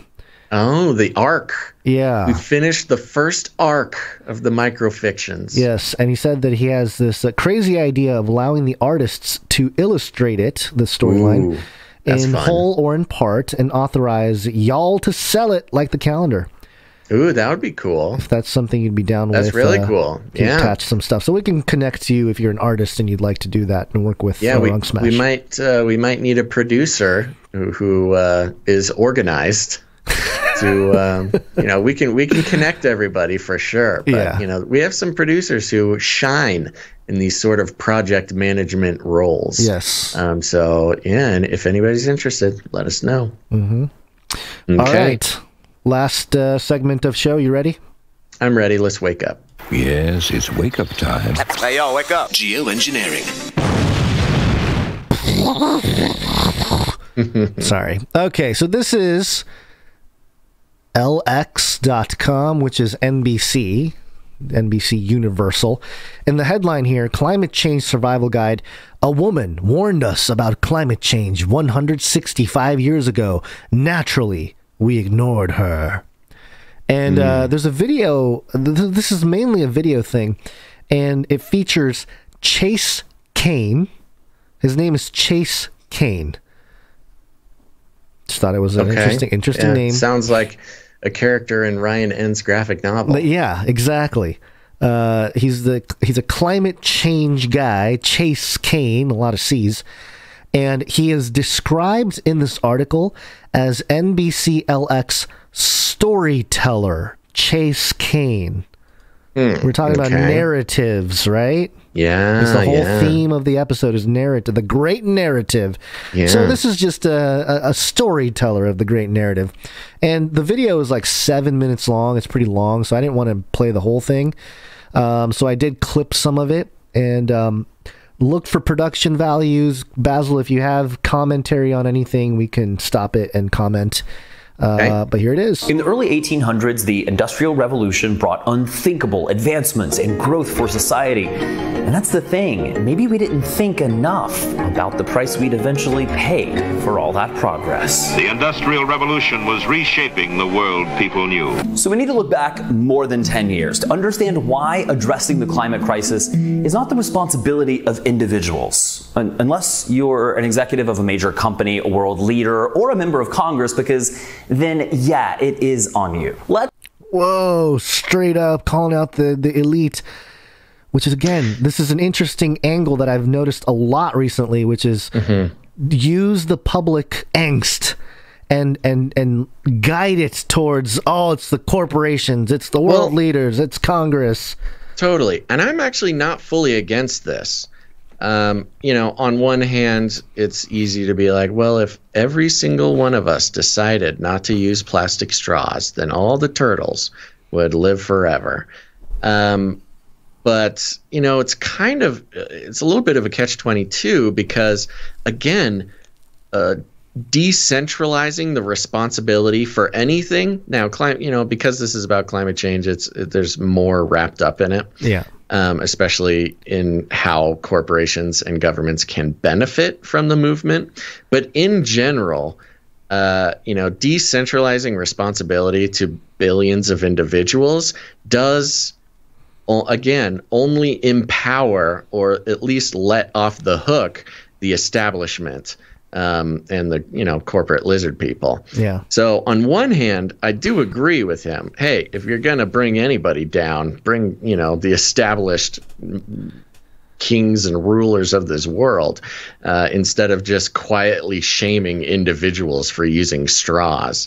Yeah, but on the other hand, with the climate change thing, it's a little hard because, again, the new world order is based on the changes, corporate and structural changes being led by ESG, the World Economic Forum, etc. I think the nefarious thing that the mainstream media has done with this is that there's a lot of people with that protest with picket signs and stuff like that, and they're calling out the New World Order. They're calling out the World Economic Forum. They're calling out the UN. They're saying, you guys are, trashing the world. You guys are trying to take over. You're totalitarian, all that kind of stuff. But the media takes that and says, look at all these people who want climate change, but our world leaders will do nothing. Which is like, well, wait a minute. They're not protesting on behalf of fighting climate change. But that's the context they always put it in. Like, it's already predetermined that all these protesters out there are agree that the climate change is a problem, and they're just protesting the solution, that the world leaders are not coming through. You know, it's just kind of a weird twisting of and a sweeping generalization of all the people that are protesting, quote unquote. Yeah, and or at least a very well crafted, controlled opposition. It's a narrative. It's a narrative. Okay, let's keep going here. On you. Let's TLDR this. Humans have had plenty of warnings and plenty of opportunity to do something about climate change, but our governments haven't. At least they haven't done nearly enough. And now we're a lot more than we would have been if they had listened. And guess who was one of the first and most important scientists to be ignored about climate change? A woman. A woman who was right. And because of when she was born, she didn't. A woman who nice was, little, a woman who was little, right. Virtue signaling there. Women rule! Okay, so let's hear about this experiment by Eunice Newton Foote. Was right. And because of when she was born, she didn't even get to present her own scientific findings. A man did. And we aren't even sure if this is a picture of her. It might be a relative, but Eunice Newton Foote thought to do something wildly simple but incredibly important during the Industrial Revolution. See, back in the mid-1800s, factories were springing up, coal is powering steam engines, America's building railroads, and humans are spewing more and more carbon dioxide into the air. So Eunice Newton Foote thinks, there might be a problem here. And she does a very simple experiment. She takes 2 glass tubes and puts thermometers inside. One of them had air from outside. The other one had only carbon dioxide. And then she puts them in the sun. And guess which one got a lot hotter? A lot faster. The one with CO2 in it. She wrote, "This circumstance must affect the power of the sun's rays, and an atmosphere of that gas, of CO2, would give to our Earth a high temperature." Published in the American Journal of Science and Arts in 1856. That was 166 years ago. Imagine if we had listened then, because since 1880, and we're going to use Fahrenheit here, Earth has warmed about 2.2 degrees Fahrenheit. The amount of warming that scientists think we can handle, that we can survive, is 2.7 degrees Fahrenheit. And if we don't make some changes, we might hit 2.7 degrees in 2030-ish. Oh, 2030-ish. So trendy, 2030-ish. Just so interesting how all of these narratives all end up at their culmination around 2030. What a coincidence that 2030 is such an important year for so many different things. 0.7 degrees in 2030-ish, so we're getting close. As with every aspect of the climate crisis, no one can do this alone. And even though solving the climate crisis is not up to you or to me, this is a survival guide, so we want to give you things that you can actually do. And what you can do in this case is make some noise. This is a survival whistle. Hikers and skiers carry these if they're out in the wilderness and they need help. They're very effective at that. They're very obnoxious if you're inside. But in this case, you've got to make noise. Take less time than it's taken you to watch this story and actually email or tweet or call a member of Congress, any member of Congress, and keep doing it. It does work. And if people see a groundswell of support, particularly bipartisan support, then elected officials really get the impetus to act. If working apart, we are force powerful enough to destabilize our planet, surely working together, we are powerful enough to save it. Chase's Climate Survival Guide. Wow. So there you go. 2030.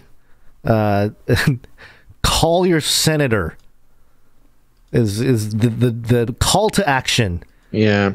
I like how he says 2030-ish. Yeah. So perhaps 2033. Oh. Yeah. It's the whole theme of storytelling, the narrative.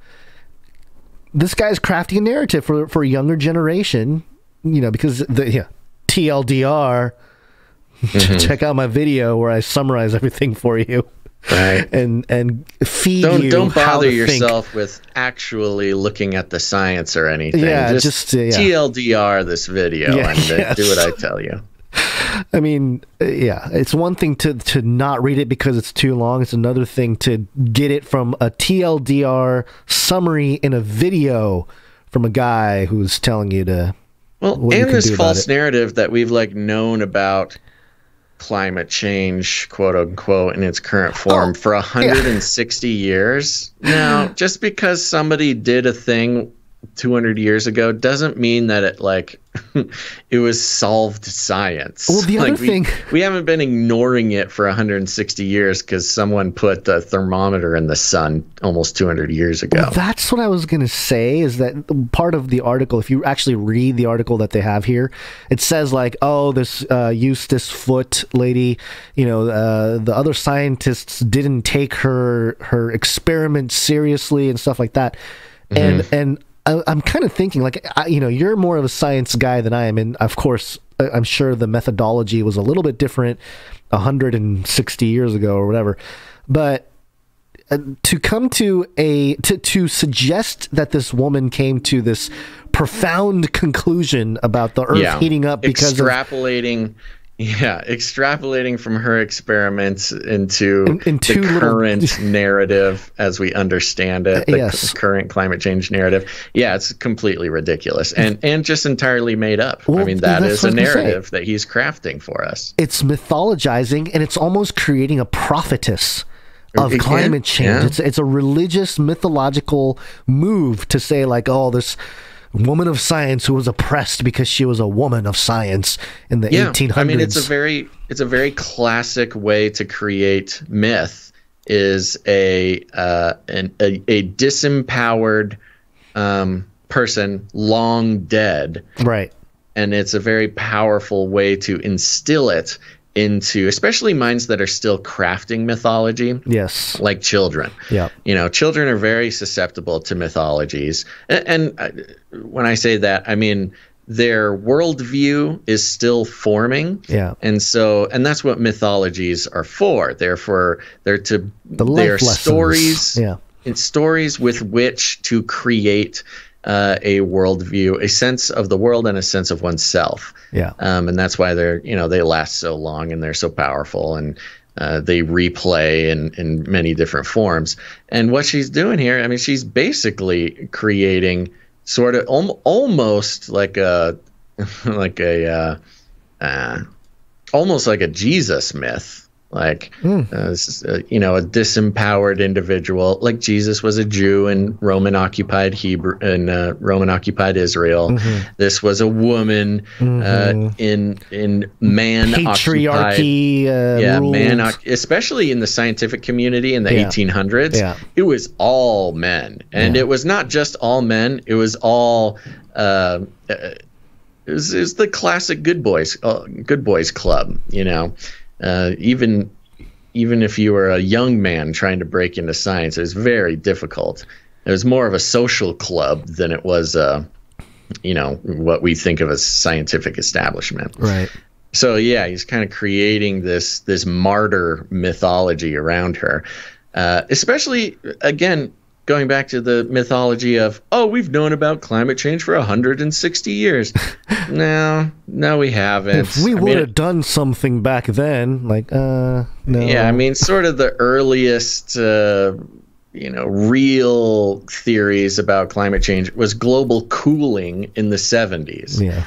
That was kind of the first time that there was any sort of established coherent theory about climate change. Was global cooling was going to happen. Yeah, and we were all going to be icicles by the year 2000 or something. The video, I left it out, but he does go through a quick history, and I think he starts in the 40s. There's some, what was it? There was some organization from the 40s, post World War II, that basically came out and said that, if we don't do something, the temperature will be. And I thought it was. I should have broken it down a little more, because there's a document out there. I think it might be a blog post, but somebody did a list of climate disaster predictions from like the 1950s or something, and it's all false prophecies. Like, oh, if we don't do something by 1970, Washington will be underwater. It's as common. These climate change apocalypse predictions are as common as like the Jesus is coming back date setting things. It was interesting because he mentioned what seemed like some of those predictions, quote unquote, but made it seem like, oh, there's a long history of scientists knowing about climate change and its threats. And Pneumati makes a good point here. In the chat, he says, extrapolating from a simple test tube to the intricately complex global system is laughable. Yeah. And it's so funny because that is the attitude in the secular sciences when it comes to things like ivermectin.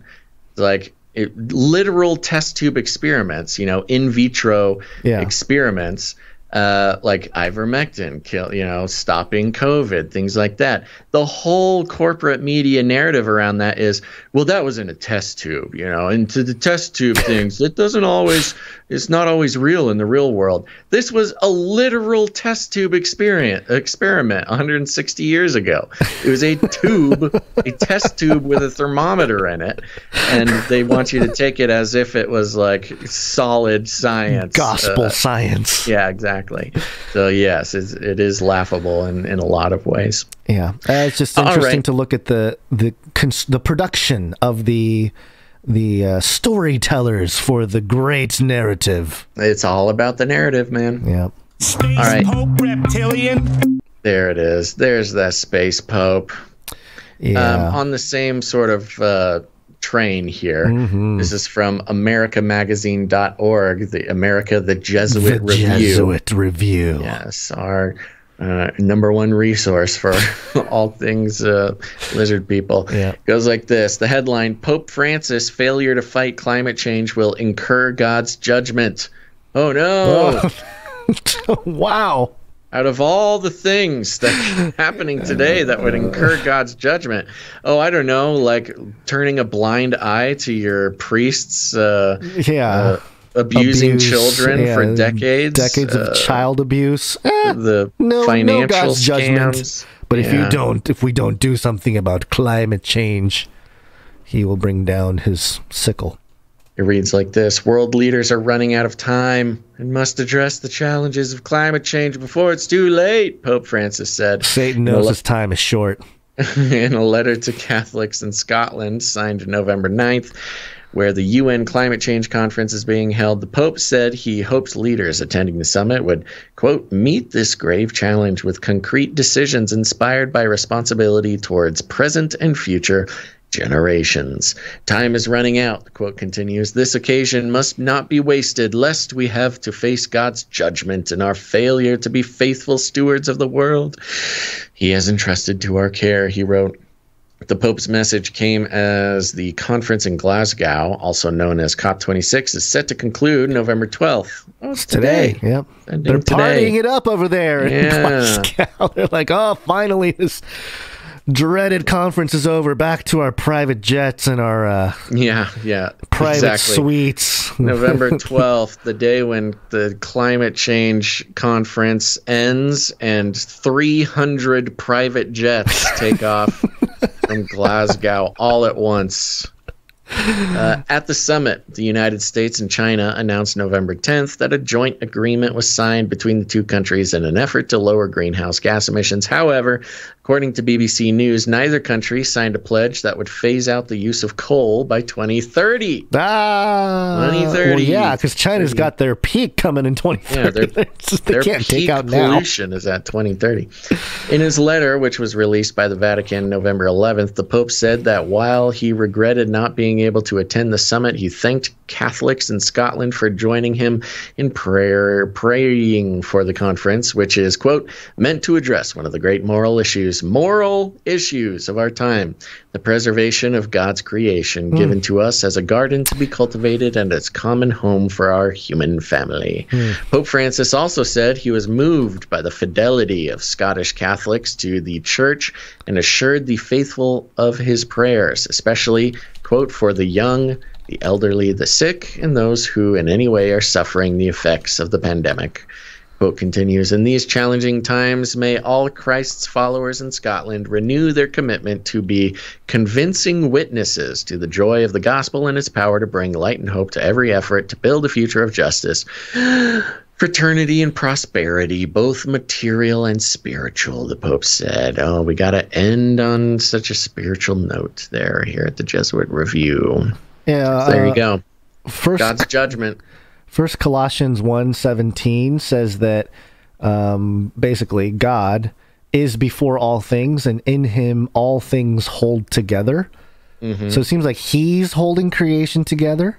Now, there is an interesting theological argument to be made there, that if God wants the world to continue, the world is going to continue. And if not, then, there's nothing we can do about it. Well, I mean, eschatologically speaking, there is a judgment coming. Mm-hmm. And, one that the Pope hopes to avoid. Yeah, apparently. That is actually a very interesting point. Yeah. As if a judgment isn't already on its way. Yeah. And if we just push climate change, we can avoid God's judgment. Yeah, that is an interest. That could definitely be broken down into some kind of problematic theology.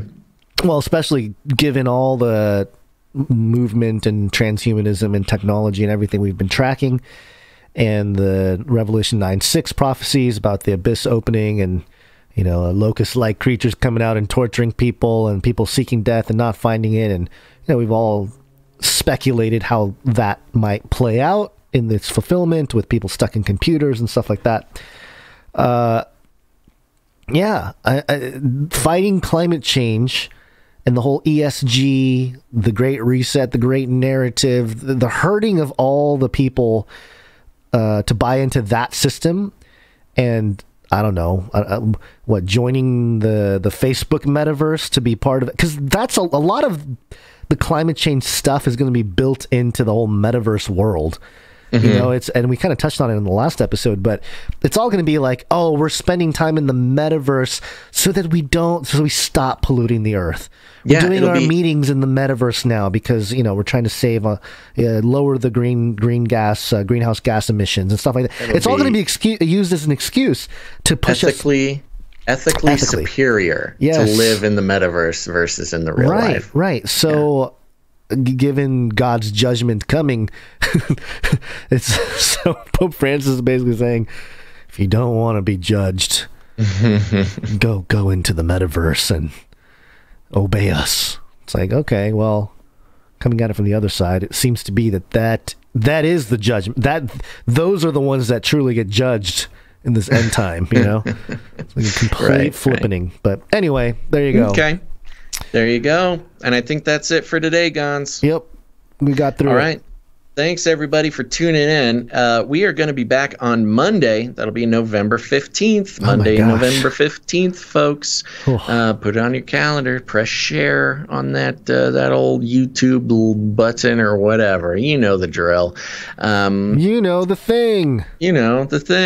And we'll need producers for Monday's show. Thank you to all of today's producers for episode 410, starting with our executive producer, Brett H., and our associate executive producers, Emmy Bob and Amanda P., and, of course, thank you to the rest of our producers, KB, Ebony F., Kathleen C., Little Winged One, Spears Desert, Denise W., Scott K., Gail M., Heather Rush, Chevy Girl, 57 Chevy Girl, Sir Salmon's Night of the Fishes, Morv, Sir Sigger the Beast, let's see here, A Unique Jewelry Boutique, Sir Casey the Shield Knight, Dodie the Coyote, JC, Jackie U, Andy K., Green Mountaineer, Veronica D., Shagan, Child of God, Doctor Who Dundat, Runk Smash, and Ciara. Thank you guys so much for making this episode happen. And if you're out there and you've never become a producer before, think about it, for episode 411. That'll be coming up on Monday. But you can become a producer in any capacity that you'd like. Just think about it. Pray about it. How long have you been listening to the show? How many episodes have you caught? How much value does the show bring to you? Is it entertaining or educating, or is there analysis you don't get anywhere else, or deconstruction of the news that helps to clarify the grand narrative? Whatever the case may be, whatever value you get out of the show, just put a number on it, a number that's important to you. We have suggestions over there, of course, and you can become a producer by heading over to patreon.com/CCNT, or even better, CanaryCry.Radio.com/support. CanaryCry.Radio.com/support. That's right, CanaryCry.Radio.com/support. You can read about all the fun ways to produce the show, and suggestions, and how the executive producers and associates work. It's all over there. You can check it out. But if producing the show financially is not in the cards for you, that's okay. You can also produce with your time or your talent, and this takes so many forms. First of all, if you're a creative person, you can make some art or some jingles or some music. We got the Canary Cry mixtape at the end of the show here. You can send all of that to CanaryCryRadio@gmail.com or CanaryCryRadio@protonmail.com if you're one of those cool cyber kids. But even other ways. I mean, we have producers who offer their multilingual talents, their project management talents, their access to different things like print shops or whatever. There's whatever you think you can do to help out with the show, whatever will make you feel a part of the family, and like you are, given some value back into the show. Whatever you have available to you, it takes all kinds to keep this show going. So you can get a hold of us as well to our email box, CanaryCryRadio@gmail.com, if you just want to make an offer. We love exploring the possibilities. But other than that, you can leave ratings and reviews. Every listener should leave a rating and a review eventually. So go ahead. Go leave a rating and a review on Apple Podcasts. Again, all Apple devices have Apple Podcasts. So just click on that, search for us, subscribe, and leave a rating and a review. Super helpful. Of course, I'll be reading a bunch of those next Friday as well. You can also just share the show, word of mouth, and between word of mouth and algorithms, that's pretty much how this show people find the show. Yeah. Word of mouth and algorithms. Yeah. So why don't you help out with that? Share the show, put it on your social media. Again, doesn't matter how many followers you have, just the link going out there tells the robots that people are talking about the show. So share it on your social media, your Twitter, your Facebook, whatever, or just tell your friends. Text it to them, tell them, chat it out, let people know that this is here, and we understand that the culture is well established here and can be a little weird coming in for the first time, but you listen to one, maybe two episodes, you'll start getting it, and they'll feel right at home. So go ahead and do that. You can also share the show in more creative ways. You don't just have to post it on your social media or whatever, blah, blah, blah. In fact, you could do what China's doing and invest in AI, become a AI champion, and get into drones too. All this tech stuff we talk about, you can actually utilize it for better purposes than to kill swarms of drones. In fact, why don't you just buy a bunch of drones yourself? You can get a bunch of little drones, little tiny guys, pretty cheap. Hook them all up to one hive mind, Skynet type of situation, fly them up into the air, put little lights on them, and every night of the week before you go to bed, you can just slip on your little Neuralink headset there, upload your mind into the swarm of drones, and fly around the sky, fly them all, or get about a million, maybe 2 million of these tiny drones, and fly them in the form of a canary across the country, singing its sweet, sweet song of corporate media deconstruction and analysis. And people will look up in the sky. They'll say, what in the world is that? Are the aliens here? It's China. Has China invaded? Are the aliens here? What's going on? Oh, wait, no. What's that sweet, sweet sound? And that flying hive mind of drones will be buzzing their little wings to the tune of, go listen to Canary Cry News Talk. Think outside the cage, and a worldwide wave of waking up will happen as people discover that Canary Cry News Talk is here for them. That's just one way to do it. You don't got to do it that way. You know, we all live different lives and have different skills, but I'm sure you can find an equally as creative way to tell people about the show. And soon here, there will be Canary Cry Street Team merch available, stickers, flyers, all sorts of fun stuff that you can put up, vandalize your neighborhood with. Little things like, make Greta the world president. I'm sure you'll have some truther walk up to that thinking, oh my gosh, they've gone too far. I'm going to visit CanaryCry.Party and leave a mean comment about Greta. But then they will be delightfully surprised at what they find there. All sorts of ways to do it, folks. That's the point of this. We like to call it rattling cages. And if you have any more questions, if you need any more instructions, here's what you do. You walk right up to them, you grab them by the cage, and then you shake it. The end of the world occurred pretty much as we had predicted. I want to shake things up, stir up some controversy, rattle a few cages. Hey, stop that! You'll never silence me. I'm the last angry man, a crusader for the little guy. Leave the bird alone. Never. Rattle a few cages. Rattle a few cages. The human race will have every opportunity to improve. And if they don't? Ask Noah. That's right. Just ask Noah. All right, Gonz, you got any last words?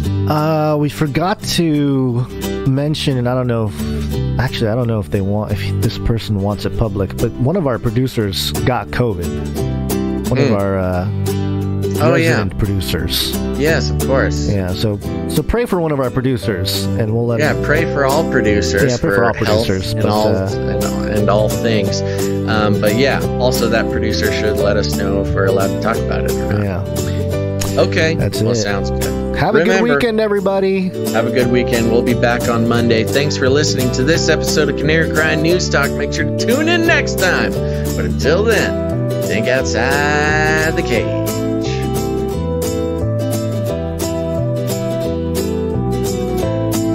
We're all gonna die. Give me a break. We're all gonna die. Feed him more. We're all gonna die.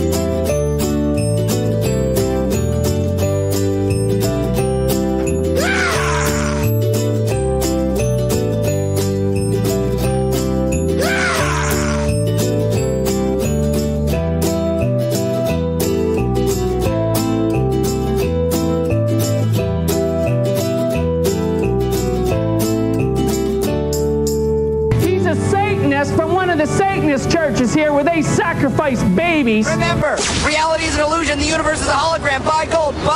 I want to shake things up, shake things up. I want to shake things up, shake things up. Leave the bird alone. I want to stir up some controversy. I want to rattle a few cages. I want to rattle a few cages. I'm the last angry man. You'll never silence me. I'm the last angry man. I'm the last angry man. You'll never silence me. I'm the last angry man. A crusader for the little guy. Little guy. Well, we'll see about that. Whatever, Illuminati.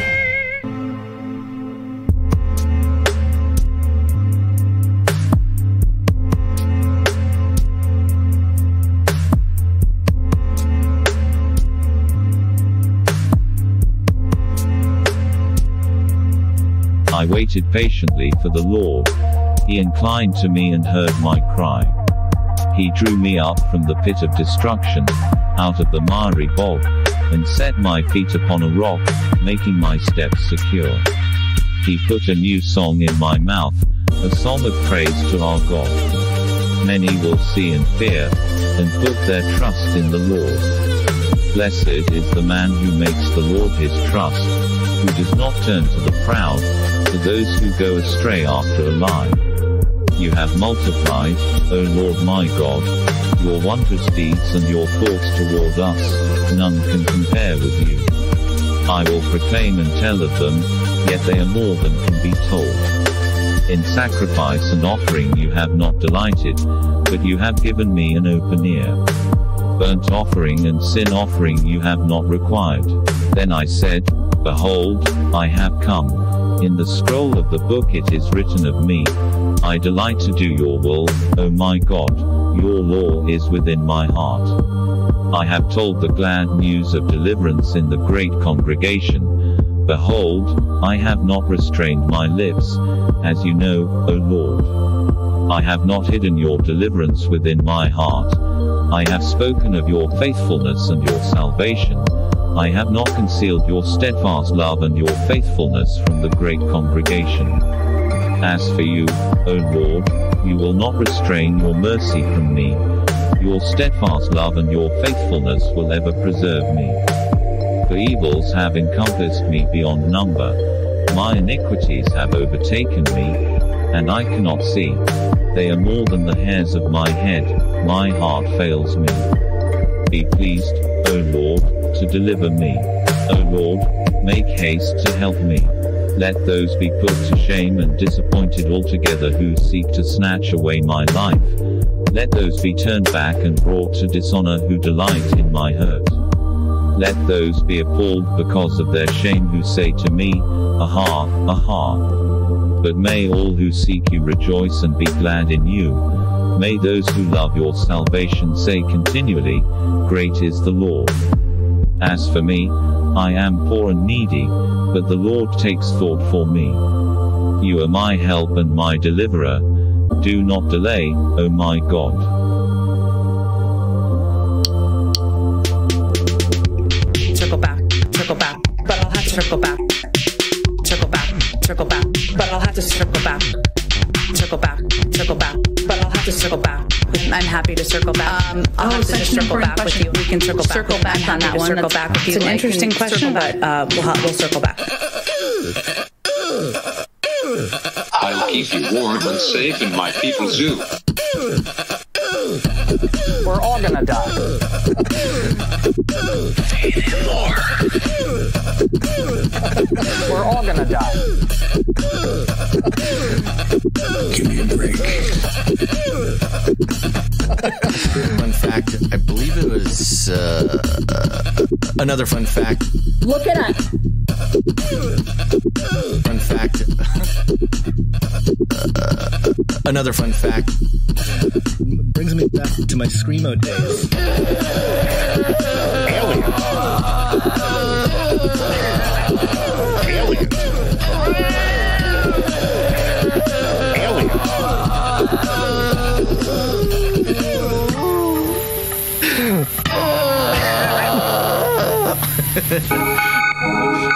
In the future, humans will be confined in a people's zoo. I'll keep you safe and warm in my people's zoo. Give me a break. I'll keep you safe and warm now in my people's zoo. Still minority. You, yeah, you in my people's zoo. I'll keep the cameras on. Hunt you down and make you pay. The cameras on now in my people's zoo. This is not about freedom or personal choice. You, yeah, you in my people's zoo. Get vaccinated.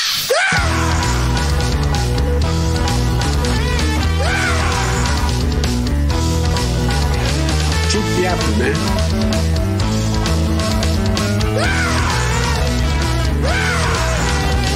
Always really a productive segment, man.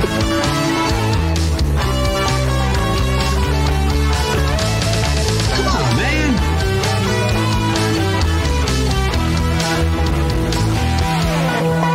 I'll make you fat and satisfied in my people's zoo. Stocks and raisins. I'll make you fat